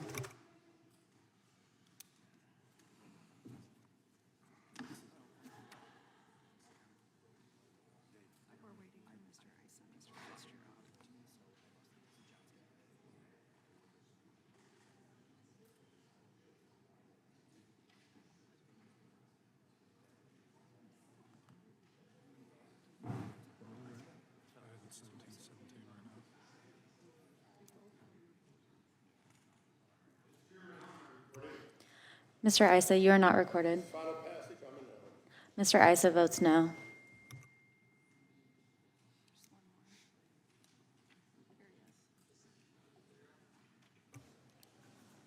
Mr. Fitzgerald? Mr. Fitzgerald votes no.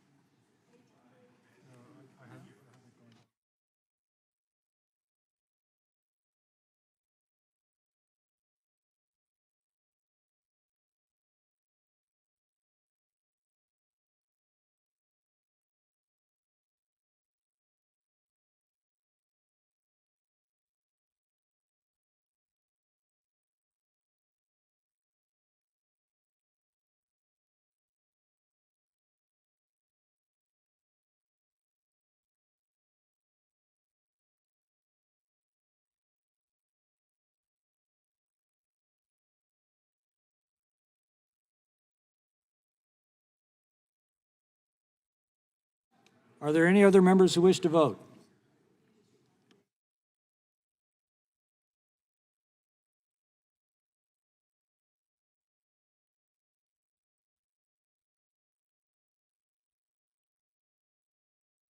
Clerk will report the roll.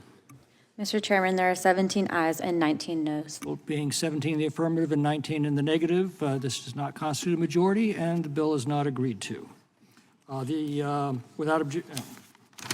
Pursuant to notice, I call up H.R. 2553, the No More Political Prosecutions Act, for purposes of markup, and move that the committee report it favorably to the House. Clerk will report the bill.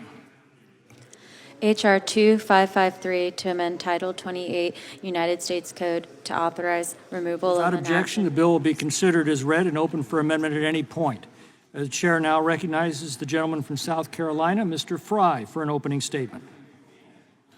Thank you, Mr. Chairman. H.R. 2553, the No More Political Prosecutions Act, would place a check on radical left-wing prosecutors. Mr. Chairman, can I get some Mr. order? Chairman, the committee's not in order. Gentleman's point's well taken. Committee will come to order. Gentlemen, proceed. The No More Political Prosecutions Act would place a check on radical left-wing prosecutors' ability to bring politically motivated criminal cases before judges and juries. The last few months have brought about some of the most insane, reckless, and unprecedented moves from rogue prosecutors to target one of our nation's top political leaders for their own gain. For the first time in American history, a former president has been indicted and faced with criminal charges. And these two indictments have come from district attorneys, state-elected district attorneys looking to build up their profile. They fundraise off of it, they campaign on it, and make a name for themselves, or try to make a name for themselves on a national stage. In April, the Manhattan District Attorney Alvin Bragg announced multiple felony indictments against President Trump. And then in August, Fulton County District Attorney Fani Willis did the same thing.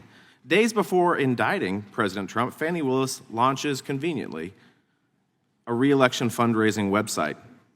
And days after Bragg indicted Trump, Democrat Congressman Dan Goldman takes the opportunity to hold a fundraiser with Alvin Bragg. Willis and Bragg were on a mission to get national attention. They campaigned on it and find creative ways to target President Trump for re-election. Willis even told the news outlet, "We've been working on this for 2.5 years. We're ready to go." They could have brought charges a while ago, I guess, or at any time, but they decided to do it as soon as he launches his re-election campaign. These district attorneys are doing everything they can to keep Donald Trump out of the White House and prosecute him out. The American people see through these antics. According to a recent CBS poll in August, most Americans think that these indictments are purely an effort to derail his campaign. President Trump is a former president of the United States, our former commander-in-chief. He was the leader of the free world. A small-town prosecutor or a state district attorney should not have the ability to attack former presidents of the United States. We don't do this in America. In fact, this is our first time that this has ever happened. You know who does this? Third world despots. We can't allow America to turn into a country where candidates running for office are prosecuted solely because of their politics. These radical prosecutors have weaponized our justice system against its political opponents, and Congress has a duty to respond. The No More Political Prosecutions Act would give presidents and vice presidents, both former and current, the option, not the requirement, but the option that they could move their civil or criminal case from state court to federal court. The federal interests implicated by civil actions or criminal prosecutions brought against these individuals are overwhelming. Therefore, the federal court is an appropriate forum to adjudicate any such case with such a strong federal nexus. Federal judges enjoy life tenure as opposed to state judges who are often elected or appointed directly. By contrast, or also, federal courts enjoy a jury pool that is often drawn from a larger, more diverse crowd, and the information about a jury pool is much more robust than in state courts. This helps ensure that political biases of one political locality do not improperly influence the jury and its decisions. We must ensure that state courts are not weaponized against current and former presidents or vice presidents. This is simply common sense. We can and should act to provide this option of a fair playing field for legal proceedings for all presidents and vice presidents, both former and current. I urge my colleagues to support this, and I yield back. Gentleman yields back. The chair now recognizes the ranking member, Mr. Nadler, for an opening statement. Thank you, Mr. Chairman. Mr. Chairman, the legislative arm of Donald Trump's presidential campaign and legal defense fund is at it again. The Republican Party won its slim majority by promising to focus on economic issues. But instead of focusing instead of protecting American wallets or even keeping our government open, the extreme MAGA Republicans on this committee are spending yet more time and yet more taxpayer money looking out for the one American they care about more than any other, Donald Trump. One of the primary responsibilities of the House Judiciary Committee is to protect the rule of law. Yet this Congress, we have seen the majority repeatedly use the power of this committee to subvert the rule of law instead. Members of this committee have, at the express request of the former president's lawyers, attempted to undermine prosecutors in my home state of New York and interfere with the state prosecution of Donald Trump. But the majority did not stop there. When Donald Trump's Florida resort, Mar-a-Lago, was searched by federal agents, who had a lawfully obtained warrant and probable cause, Republicans on this committee threatened to defund the FBI and publicly denigrated the men and women who keep us safe. And yesterday, the chairman sent yet another letter to Fulton County DA Fani Willis, continuing his efforts to bully her into dropping her case against Donald Trump. The more that Donald Trump faces legal peril, his current count stands at a staggering 91 criminal charges in 4 courts across the country, not to mention judgments against him in 2 civil cases in recent months, the more this committee puts all other work aside to rush to his defense. Yet even by the low standards of this majority, the bill we are considering today is egregious. The legislation before us would benefit just one person, Donald Trump. How do we know this? Well, it would remove from any state court case against the current or former president from state to federal court.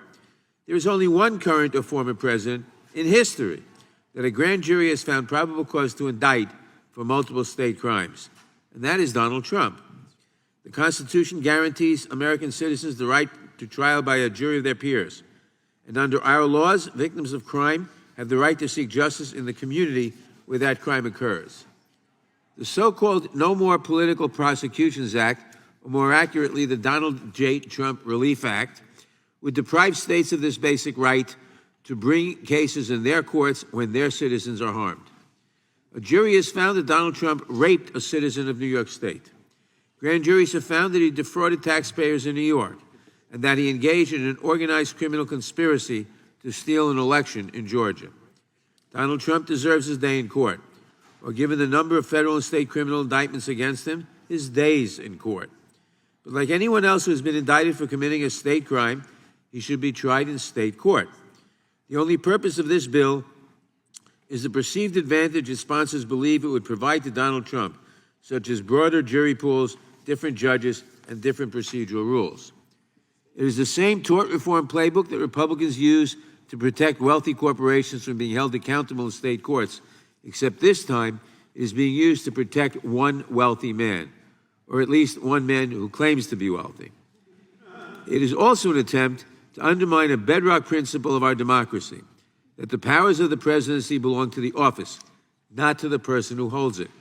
Ex-presidents are citizens with all the same legal rights and protections and the same ability to be held accountable for their actions as any other citizen. This bill, if passed, would put an end to that proud history. This bill is as desperate as it is dangerous. A jury has already found Donald Trump liable for rape.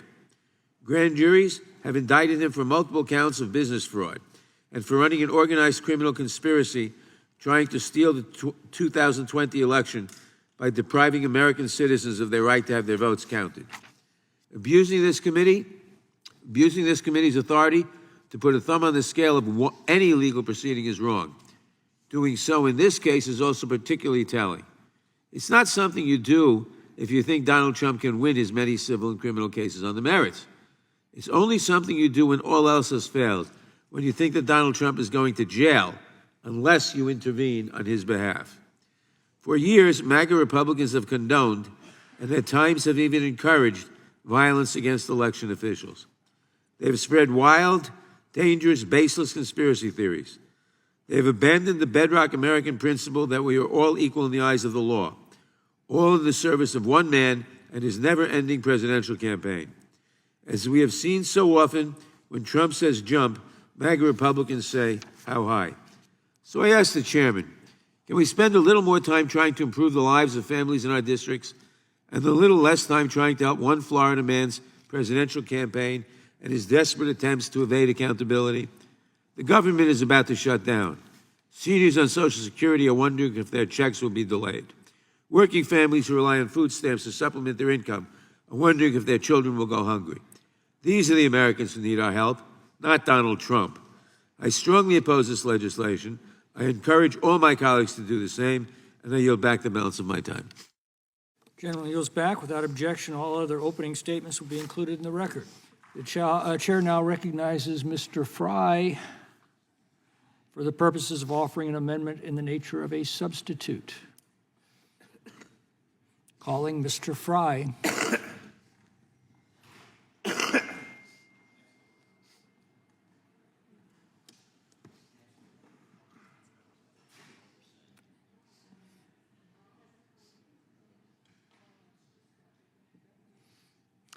Well, in Mr. Fry's absence, we will simply open up the bill for discussion.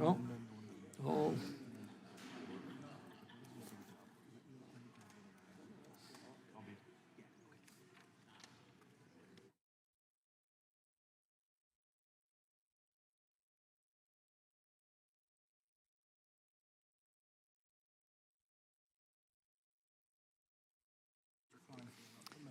Chair recognizes Mr. Klein for the All right. purpose of offering an amendment in the nature of a substitute. Mr. Chairman, I have an amendment of the desk. Clerk, Nature of a report the substitute. amendment. Amendment in the nature of a substitute to H.R. 2553, offered by Mr. Klein of Virginia. Without objection, the amendment in the nature of a substitute be considered as read and shall be considered base text for purposes of amendment. The chair recognizes the gentleman from Virginia, Mr. Klein, to explain the amendment. Thank you, Mr. Chairman. This amendment makes a small change to the title, specifying that this is a 2023 bill and does not change the underlying text. I yield back. Is there any discussion on the amendment in the nature of a substitute? This already says 2023.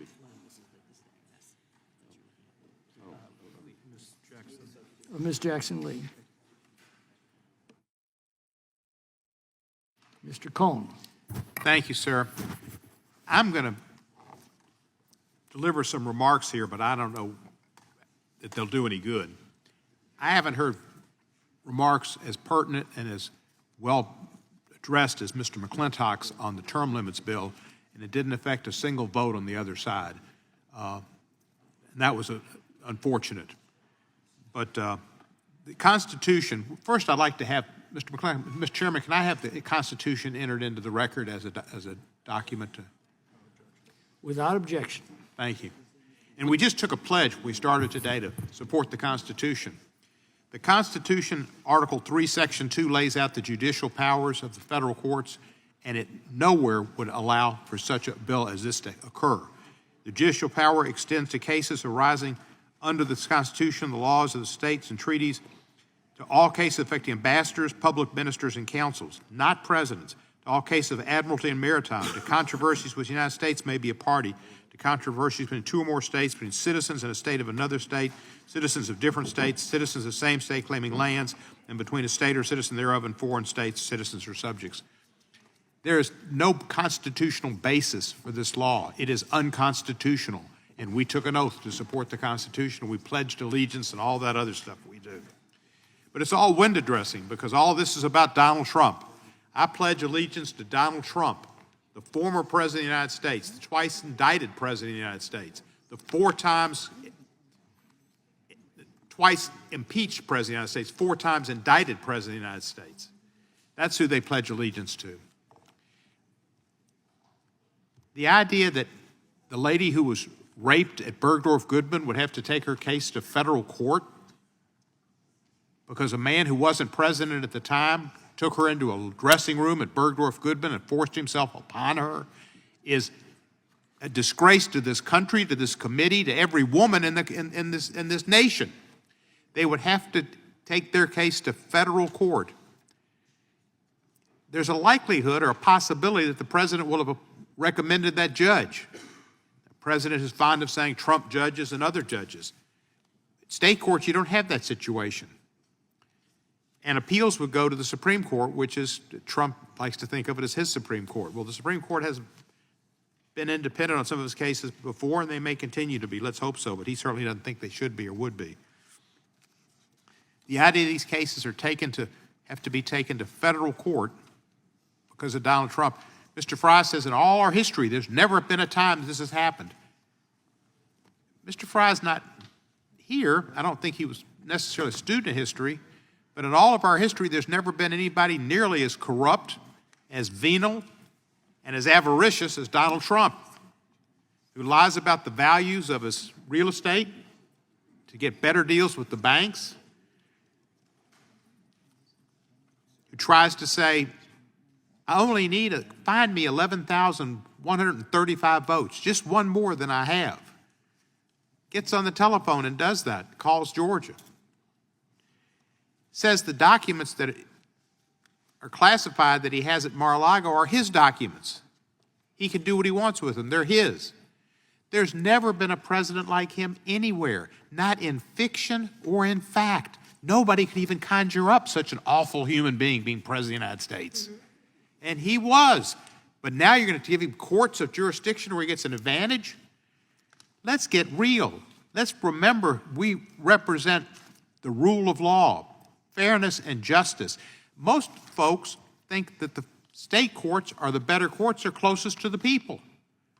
A lot of people say we don't need the federal government. We don't need to take federal education monies. Our states should do education. We don't need the strings that the federal, in the courts, you think you'd want the courts to have jurisdiction of the cases that happen in their area, and the judges that might be elected and have a certain duty to their position and not appointed. I think most people think that way. Anyway, regardless of that, Mr. McClintock, you were fantastic. I'm afraid it fell on deaf ears or deaf minds. Probably on both sides. And I just ask that we get rid of this rubbish. Gentleman yields back. Is there further discussion? Ms. Jackson-Lee.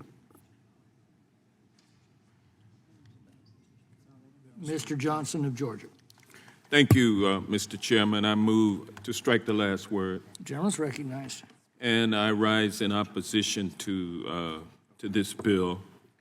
This is another desperate attempt by MAGA extremist Republicans to place Donald Trump above the law. And what they're trying to do is to defeat Fani Willis, the Fulton County prosecutor, who actually I think is more like a David versus Goliath situation. And I'll call Fani DeVita. It's a DeVita versus Goliath situation.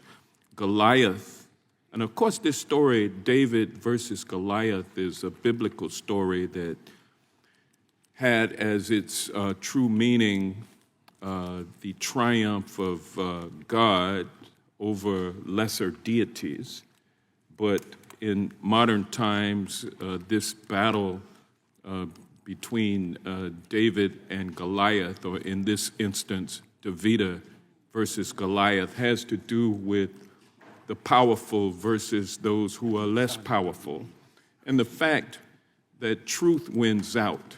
We've seen so many examples of David versus Goliath throughout the course of human history, where it appears that the strong, those with an ex-president, for instance, with a national cult following that will rise up and do his bidding, will even try to overthrow the government on his behalf, and will continue after the overthrow was unsuccessful to perpetrate lies and deceit on the public.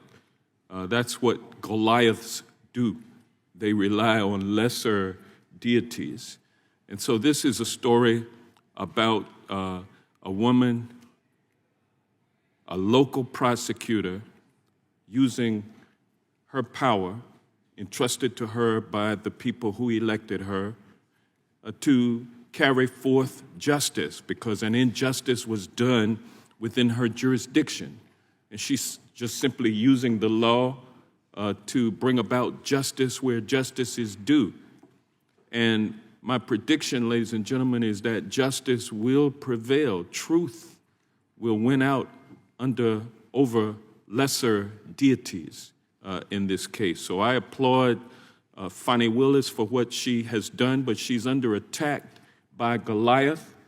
Goliath is Donald Trump and the Insurrection Protection Committee, which used to be known as the Judiciary Committee, none other than this very committee that we're sitting on, taking up this legislation to try to insulate its God, Donald Trump, from being held accountable under the law, under state law. And so I would ask my colleagues to be respectful of state authority. States have laws. Law enforcement in states needs to be accomplished.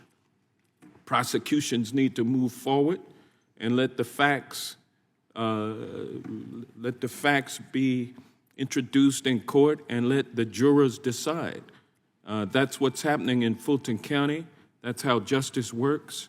We do not need to derail justice just to protect the king.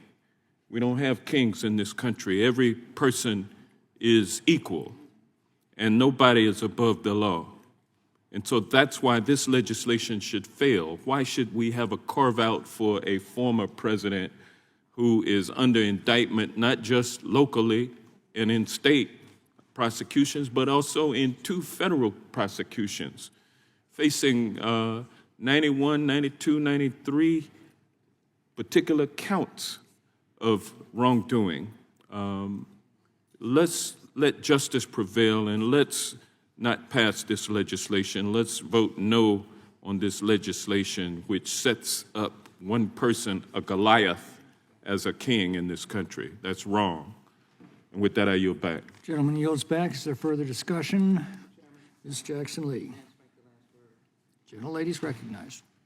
I'm very glad, first of all, that the ranking member of the Constitution Subcommittee placed into the record, and maybe every quarter we should replace or place the Constitution into the record so that it is timely for each quarter that we're here. It is always challenging to use historical perspective to say, as long as I've been in this Congress, and it's been some years, I've never seen legislation like this in my entire life. And there certainly have been incidences in past years that might have warranted some form of removal by a federal officer, which the President of the United States is. But this is the first time I've seen it. The amendment is been filed, and there are about 10 co-sponsors. I don't know if the author is in the room at this time, but certainly members have the right and opportunity to file legislation. The dominance of one person is the shocking value of this legislation, that it seems to turn specifically not on a constitutional right, but it seems to turn on my whim, my anger, and I just don't want to be in that state court in New York or in Georgia. It doesn't matter the merits of my case. It doesn't matter that I'll still be awarded constitutional rights of equal protection under the law, due process. All of these will be given to the defendant in a state court. The Constitution's doors or its power does not stop at the front door of the court of a particular state. You have your constitutional rights. So the argument cannot be that the case needs to be moved on behalf of the former president, which this bill should be the Former President's Relief Act. It's not that he is going to be denied his rights of defense. All of that will inure to him in state courts across the nation. And I think we already have an indication of what might happen, because when he attempted to move the case in the Alvin Bragg case in New York, a federal court on May 4th, 2023, the former president, President Trump, moved to have his state case removed to federal court on the grounds that it related to conduct he engaged in while president. On July 19th, federal judge Alvin K. Hellerstein filed or ruled that the case would not be removed, stating hush money paid to an adult film star is not related to a president's official acts. Now, if you look at the landscape of facts of the district attorney in Fulton County, I believe, Mr. Johnson, those matters arguably in a federal court might also be questioned as to whether or not trying to throw an election, trying to intimidate innocent election workers, trying to find 11,000 more votes, and can you find them for me, intimidating official officers of the election process may not be considered part of one's official duties of the commander-in-chief and being the president of the United States on behalf of the American people, meaning that your duties and the words and acts and deeds are all geared towards serving the vast constituents of over 300 million people. So I guess, Mr. Chairman, so many of us on this side are in such awe and shock and awe, that we are just at a loss as to how we, have this on markup. I know all of us can offer our own legislation, so just for a moment, indulge me to say that I would really like to see H.R. 30, which deals with the massive epidemic of sex trafficking and human trafficking, which is bipartisan legislation. And I know that you would join me, Mr. McClintock, you have been a fighter against these issues or for these issues, could be moving, and other members have very important initiatives that they would like to see moving on both sides of the aisle. So I guess my conclusory remarks as I finish: what is the rush? What is the substance of this legislation? And what is the constitutional, my friend Mr. Cohen already read from Article 3, what is the constitutional premise of the legislation? I'd ask my colleagues to consider this and oppose the underlying legislation. I yield back. Lady's time has expired. Is there further discussion? Mr. Schiff. Oh, Mr. Chairman, I have an amendment at the desk. clerk will report the amendment. I reserve a point of order, Mr. Chairman. Gentleman reserves a point of order. Amendment to the amendment in the nature of a substitute to H.R. 2553, offered by Mr. Schiff. Page 1, line 11, insert after, quote, or vice president, the following, quote, except in the case of a civil action. Without objection, the amendment will be considered as read. The chair recognizes the gentleman from California to explain his amendment for 5 minutes. Thank you, Mr. Chairman. And before I turn to the contents of the amendment, let's just recall the history here. Donald Trump is indicted in New York in connection with hush money payment checks he wrote to a porn star and alleged fraud to conceal those hush money payment checks. Now, I remember Republican Party leadership that used to pride itself on standing for family values. But here the reaction to the indictment of Donald Trump was not to declaim the former president's actions, not to articulate anything to do with family values, except to say, I suppose, that family values no longer matter to the GOP, and they certainly don't matter in the case of the party leader.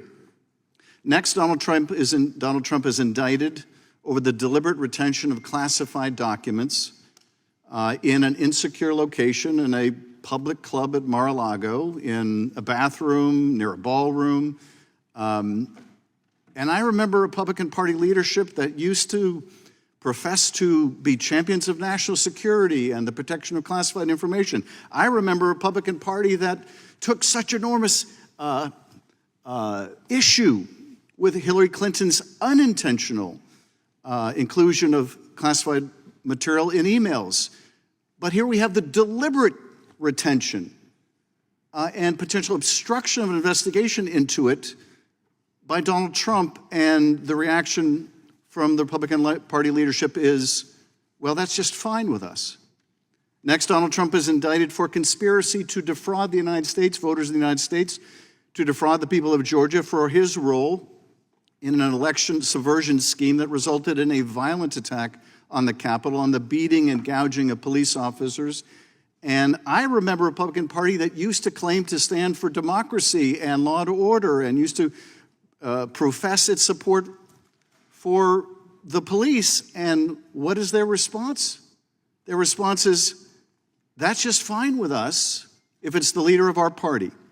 And instead of condemning the actions of the former president, they condemn the actions of law enforcement and the FBI and defend the indefensible. And now this committee wants to use its power to do criminal discovery for Donald Trump, to become effectively the criminal defense firm for Donald Trump and subpoena records from these prosecutorial authorities to aid in the former president's defense. And more than that, we now have this bill It's not enough to do criminal discovery for the former president. No, we want to remove these cases from federal court, or we want to remove them from state courts and move them to federal court, wherever we can get the most favorable venue for the leader of our party. This committee has turned itself into nothing less than a defense shill for the former president.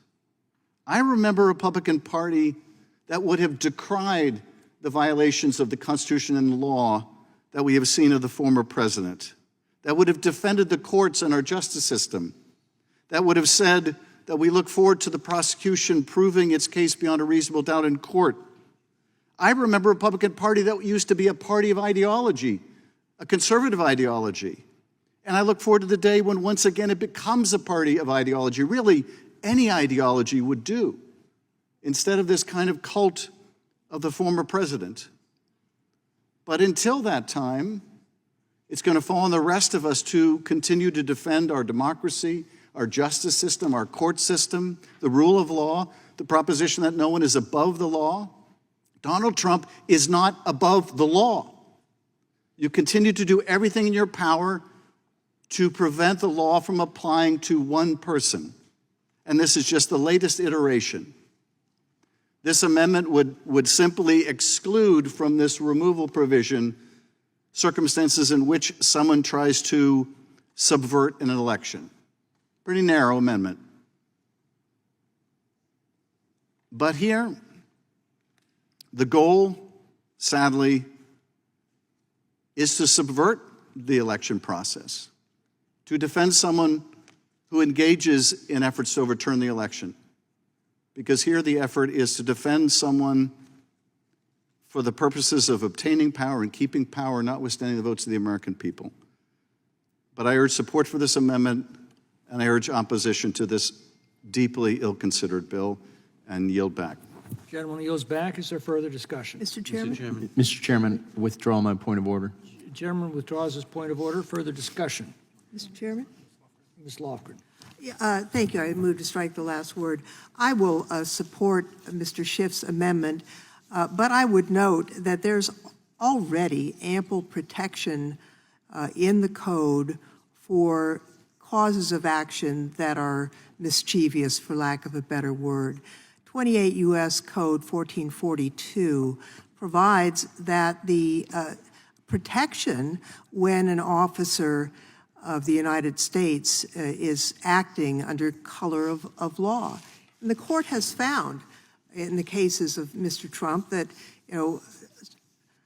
subverting the election is not part of the scope of duty of the President of the United States. I'd note further that defrauding in your business activities is also not within the job description of the President of the United States. Defaming someone who you have sexually harassed is also not within the scope of the duties of a President of the United States. So while the Mr. Schiff's amendment is warranted, I would note that the underlying statute provides ample protection for anything that would be mischievous. I don't know if Mr. Schiff would like additional time. I would be happy to yield to him if so. Otherwise, I would yield back, noting that while I support this amendment, really the underlying law provides all the protection that is necessary. And I really do think it's disappointing that this committee will give the impression to the world that we've become part of the Trump defense team, frankly, and it's not the role that we should play. I yield back. General Leader yields back. Is there further discussion? Mr. Chairman? Mr. Nadler. Move to strike the last word. Gentleman's ready. Mr. Chairman, I support this amendment. It would create an exception to the legislation for causes of action related to election subversion. State prosecutors must not be stripped of their ability to hold accountable those who seek to undermine and disenfranchise voters in their states. But let there be no illusions about the timing of this bill or the purpose of this bill. Last month, Donald Trump and his associates were indicted on 41 felony criminal charges in Georgia for racketeering, fraud, and conspiracy. all with the goal of stealing votes in Georgia that had gone to Joe Biden. This bill is the Republicans' attempt to wave a magic wand and make that criminal attempt to overthrow an election disappear. Donald Trump has made it clear he doesn't care about the democratic process or American voters. He certainly didn't respect Americans in Georgia when he told Georgia's Secretary of State to, quote, find votes for Trump to overturn Biden's victory there. Now, after stomping all over the people of Georgia, he doesn't want to face them in court, and the Republicans want to make sure he never does. That's what this bill is about. State laws aren't written for fun, but the Republicans want to make state laws just a suggestion for Donald Trump, not a law. That's not how this works. Our country depends on each and every state to administer safe, secure, and fair elections. We should all be extremely concerned that the Republicans are trying to gut states' ability to protect their voters. This bill is a slap in the face to every poll worker, every election official, and every voter who believes and participates in our democratic process.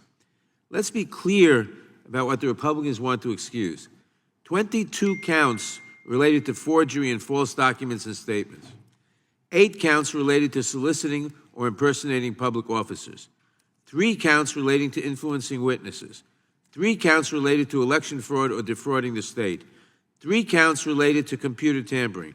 1 count related to perjury, and 1 count related to racketeering. These are serious violations, and the Republicans should be ashamed of this naked attempt to minimize them. Just last month, a federal grand jury indicted Donald Trump on 4 counts related to his attempts to a federal grand jury indicted Donald Trump on 4 counts related to his attempts to overturn the 2020 election and incite the riot of January 6th. Today, the Republicans are co-signing his behavior and laying down a red carpet for him to return to do more. Our job as legislators isn't about writing get-out-of-jail-free cards for our favorite elected officials, especially when those people are trying to subvert the rights and will of the American people who we swore an oath to represent. It's shameful that this is how the Republicans want us to spend the day, when we are only 72 hours from a government shutdown that will keep millions of Americans from food stamps, paychecks, and critical services. But instead of facing the real problems keeping Americans up at night, they're just trying to prevent Trump from having to face the consequences of his criminal actions. As members of Congress, it is our duty to serve the American people. So I want to ask my Republican colleagues, who are you serving? Is it the American people or just your chosen leader? Gentleman yields back. Is there further discussion? Seeing none, the question now occurs on the amendment offered by the gentleman from California. Those in favor say aye. Aye. Those opposed, no. No. The noes appear to have it. Gentleman from New York requests a roll call. Clerk will call the roll. Mr. Jordan. Mr. Issa. Mr. Buck. Mr. Gates. Mr. Johnson of Louisiana. Mr. Biggs. Mr. McClintock. No. Mr. McClintock votes no. Mr. Tiffany. Mr. Massey. Mr. Roy. Mr. Bishop. Ms. Spartz.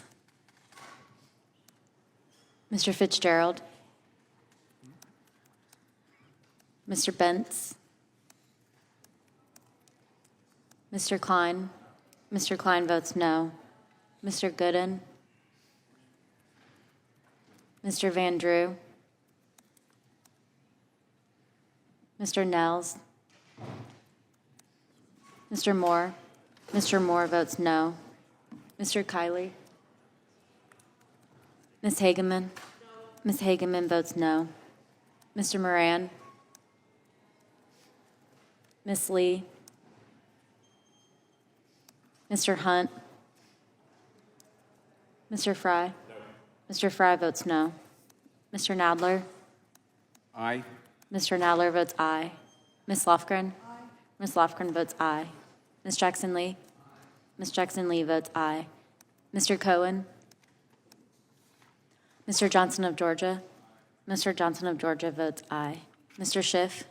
Mr. Schiff votes aye. Mr. Swalwell. Mr. Swalwell votes aye. Mr. Liu?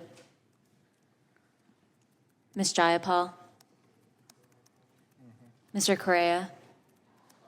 Mr. Correa votes aye. Ms. Scanlon? Mr. Neguse? Ms. McBath? Ms. Dean? Ms. Dean votes aye. Ms. Escobar? Ms. Ross? Ms. Ross votes aye. Ms. Bush? Mr. Ivy? Ms. Ballant? Ms. Ballant votes aye. Mr. Jordan? Mr. Jordan votes no. Mr. Issa? Mr. Issa votes no. Mr. Gooden votes no. Mr. Biggs? Mr. Biggs votes no. Mr. Gates votes no.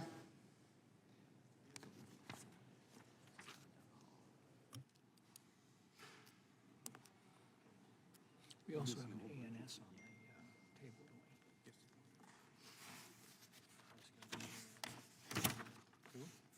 You already voted.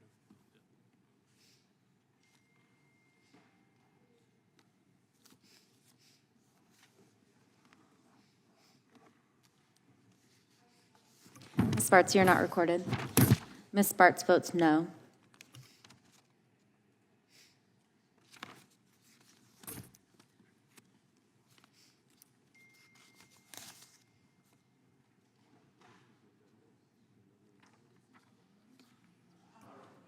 Mr. Neguse, you are not recorded. Mr. Neguse votes yes.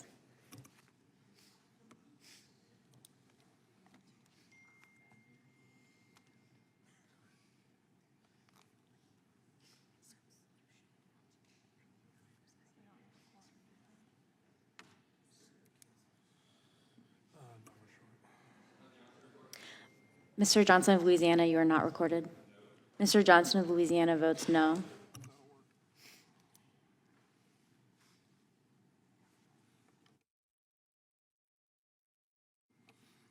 Have any other members not recorded their vote and wish to? Seeing none, the clerk will report the roll call. Mr. Chairman, there are 11 ayes and 12 noes. 11 ayes and 12 noes. The amendment is not agreed to.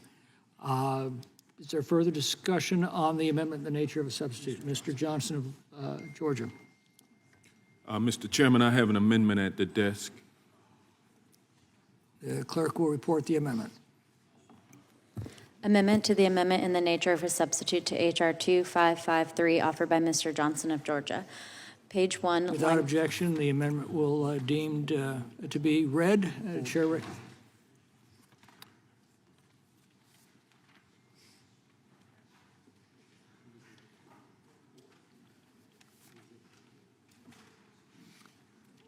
The gentlelady from Indiana reserves a point of order.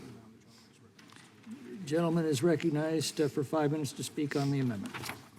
Thank you, Mr. Chairman. My amendment would prevent this bill from being applied to pending cases so that it would apply only to future cases. Once again, welcome to the congressional arm of the Trump reelection campaign. Since taking the gavel, MAGA Republicans have repeatedly attacked anyone who tries to hold Trump accountable, whether that's investigators, prosecutors, law enforcement agents, or even the Attorney General. So they roll from state to federal. Nothing is exempt. But in places like my home state of Georgia, grand juries and courts are still standing up for justice. So MAGA extremist Republicans have moved on to a new strategy, trying to pass legislation that would prevent those state and local governments from prosecuting crimes which occurred in their jurisdictions, but only insofar as one individual is concerned, and that is their fearless leader, Donald Trump. Trump is already facing 34 felony charges in New York State, 13 felony charges in Georgia, and has pending civil cases that don't seem to be going too well in Colorado and New York. Trump tried to have his case his Georgia case removed from state court, but a judge already denied that request. So enter House Judiciary Republicans. Their bill to remove current and future state cases against a former president can only serve one purpose, and that is to protect the only president to ever be indicted in American history, Donald Trump, to protect him from the consequences of his actions. It's wrong what the Insurrection Protection Committee is trying to do. We should vote this amendment up. In other words, yes, vote on this amendment. And with that, I will yield back the balance of my time.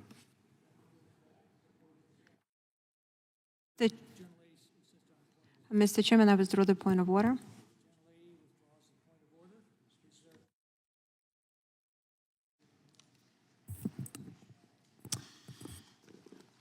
Move to strike the last word.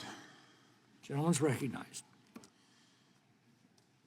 Welcome back to Insurrection LLP, where just hours before the government is to shut down and troops will not be paid, border agents will not be paid, FBI agents will not be paid, air traffic controllers will not be paid, we are convening to make sure that the former president has a special lane in the criminal justice system. And that's been the theme of this entire Congress, at the expense of the rest of the country and keeping kids safe in their schools, making sure that Americans can vote and have their vote counted, that this committee would focus entirely on one client, the former president.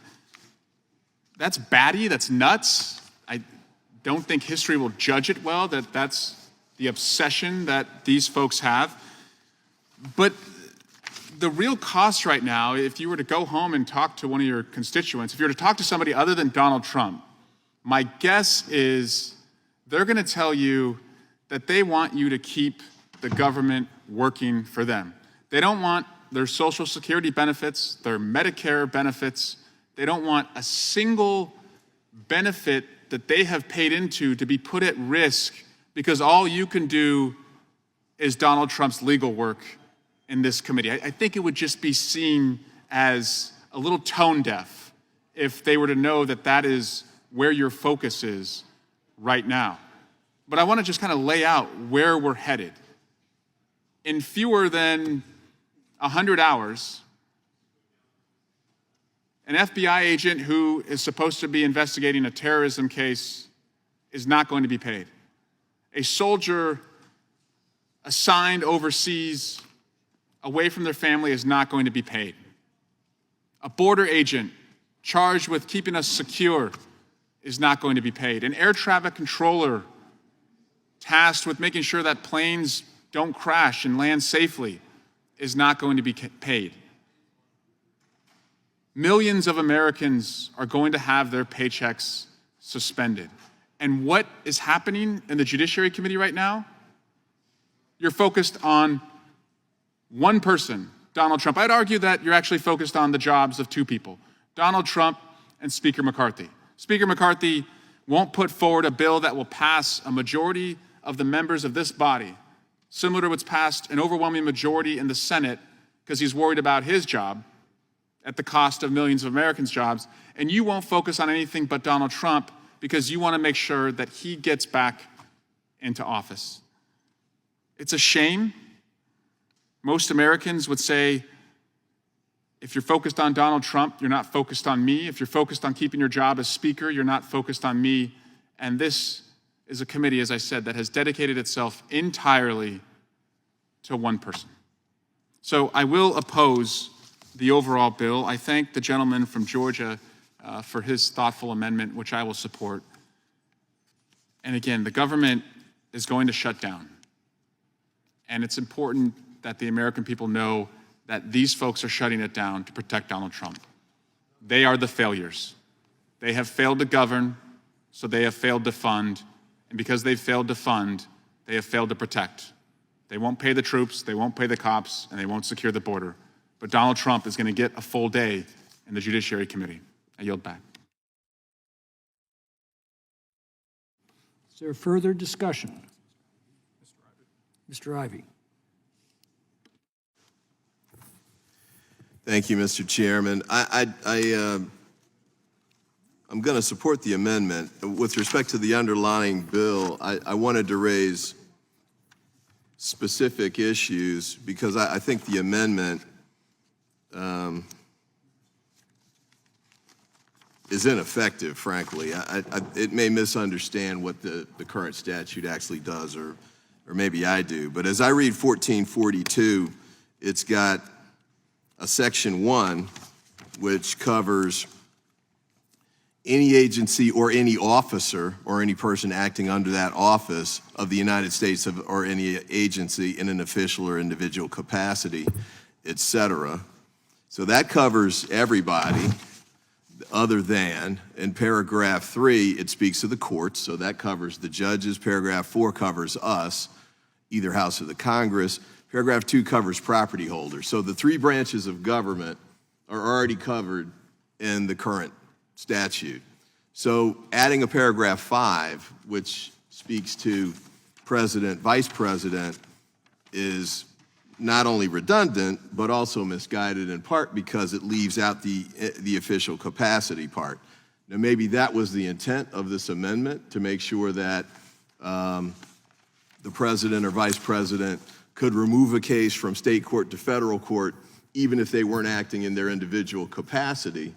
But that strikes me as essentially illegal, because the federal courts would have no basis for jurisdiction over the case. So if you've got a case where the charges are in state court because they're state law, and you've got the president and the vice president not acting in their official capacity as federal officials, but just regular citizens, there's no nexus to the federal court or the federal law.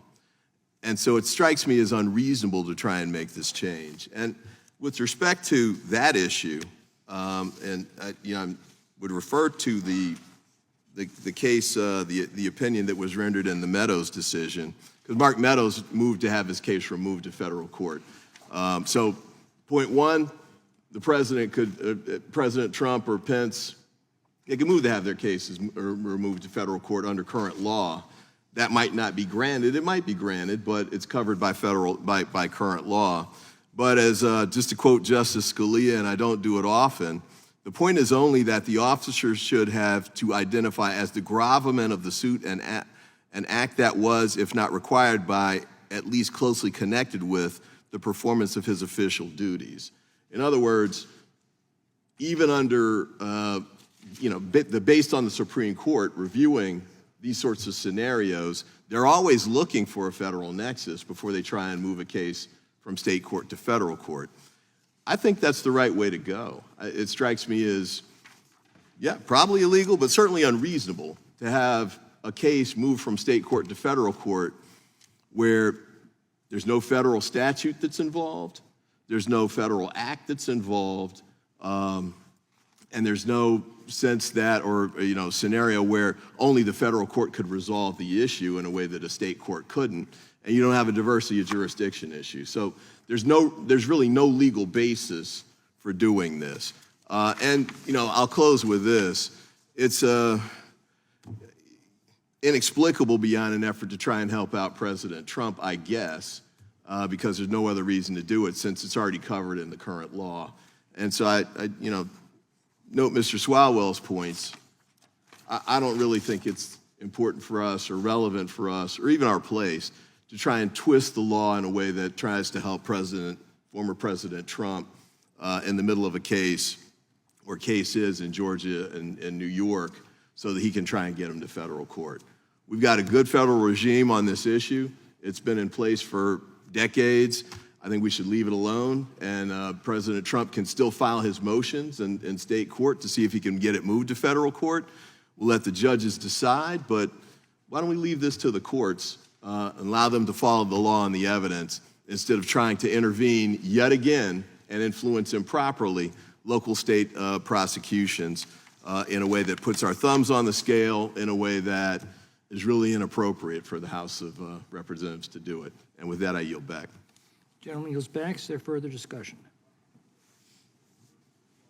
Seeing no further discussion, the question now occurs on the amendment offered by the gentleman from Georgia. Those in favor say aye. Aye. Those opposed say no. No. The noes appear to have it. The gentleman from New York requests a roll call. The clerk will call the roll. Mr. Jordan, Mr. Issa, Mr. Buck, Mr. Gates. Mr. Gates votes no. Mr. Johnson of Louisiana. Mr. Johnson of Louisiana votes no. Mr. Biggs. Mr. McClintock. Mr. McClintock votes no. Mr. Tiffany. Mr. Tiffany votes no. Mr. Massey. Mr. Roy. Mr. Bishop. Mr. Bishop votes no. Ms. Sparts. Ms. Sparts. Mr. Fitzgerald. Mr. Fitzgerald votes no. Mr. Bentz. Mr. Klein. Mr. Gooden. Mr. Van Drew. Mr. Nels. Mr. Moore. Mr. Moore votes no. Mr. Kiley. Ms. Hageman. Mr. Moran. Ms. Lee. Mr. Hunt. Mr. Fry. Mr. Fry votes no. Mr. Nadler. Mr. Nadler votes aye. Ms. Lofgren. Ms. Lofgren votes aye. Ms. Jackson Lee. Ms. Jackson Lee votes aye. Mr. Cohen. Mr. Johnson of Georgia. Mr. Johnson of Georgia votes aye. Mr. Schiff. Mr. Schiff votes aye. Mr. Swalwell. Mr. Swalwell votes aye. Mr. Liu. Ms. Jayapal. Ms. Jayapal votes aye. Mr. Correa. Mr. Correa votes aye. Ms. Scanlon. Mr. Neguse. Mr. Neguse votes aye. Ms. McBath. Ms. Dean. Ms. Dean votes aye. Ms. Escobar. Ms. Ross. Ms. Ross votes aye. Ms. Bush. Mr. Ivy. Aye. Mr. Ivy votes aye. Ms. Ballant. Aye. Ms. Ballant votes aye. Mr. Issa. Mr. Issa votes no. Ms. Sparts, you're not recorded. Ms. Sparts votes no. Mr. Jordan. Mr. Jordan votes no. Mr. Gooden. Mr. Gooden votes no. Mr. Klein. Mr. Klein votes no. Mr. Biggs. Mr. Biggs votes no.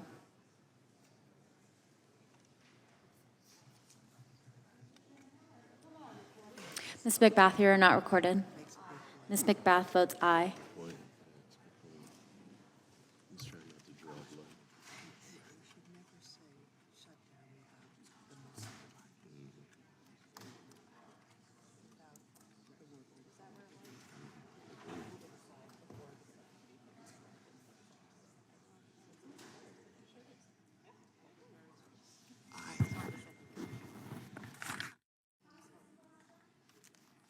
Ms. Escobar, you're not recorded. Ms. Escobar votes aye.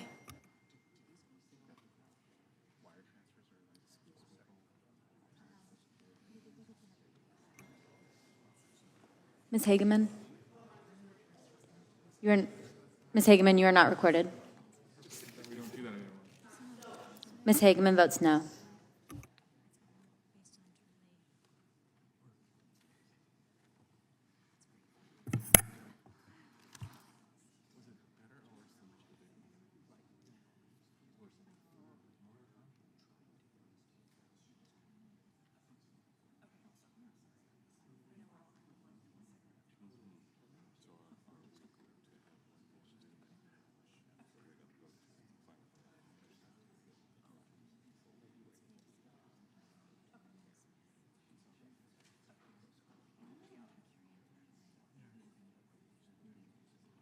So, Aaron, what's happening?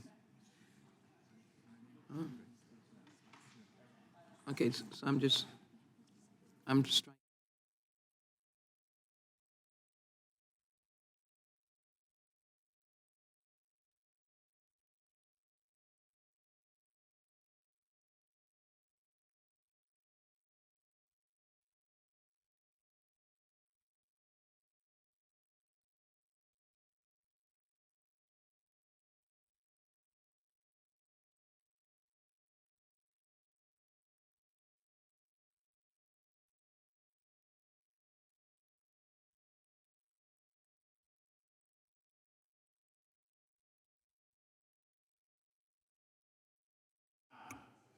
Mr. Cohen votes aye.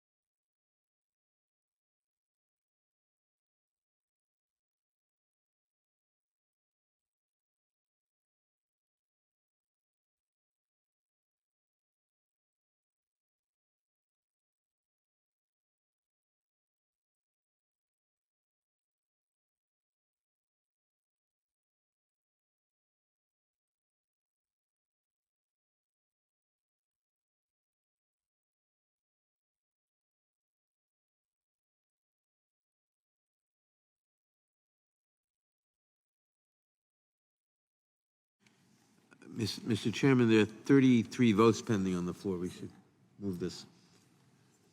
You really want to go cast 33 votes right now? Wouldn't you rather just stick with one?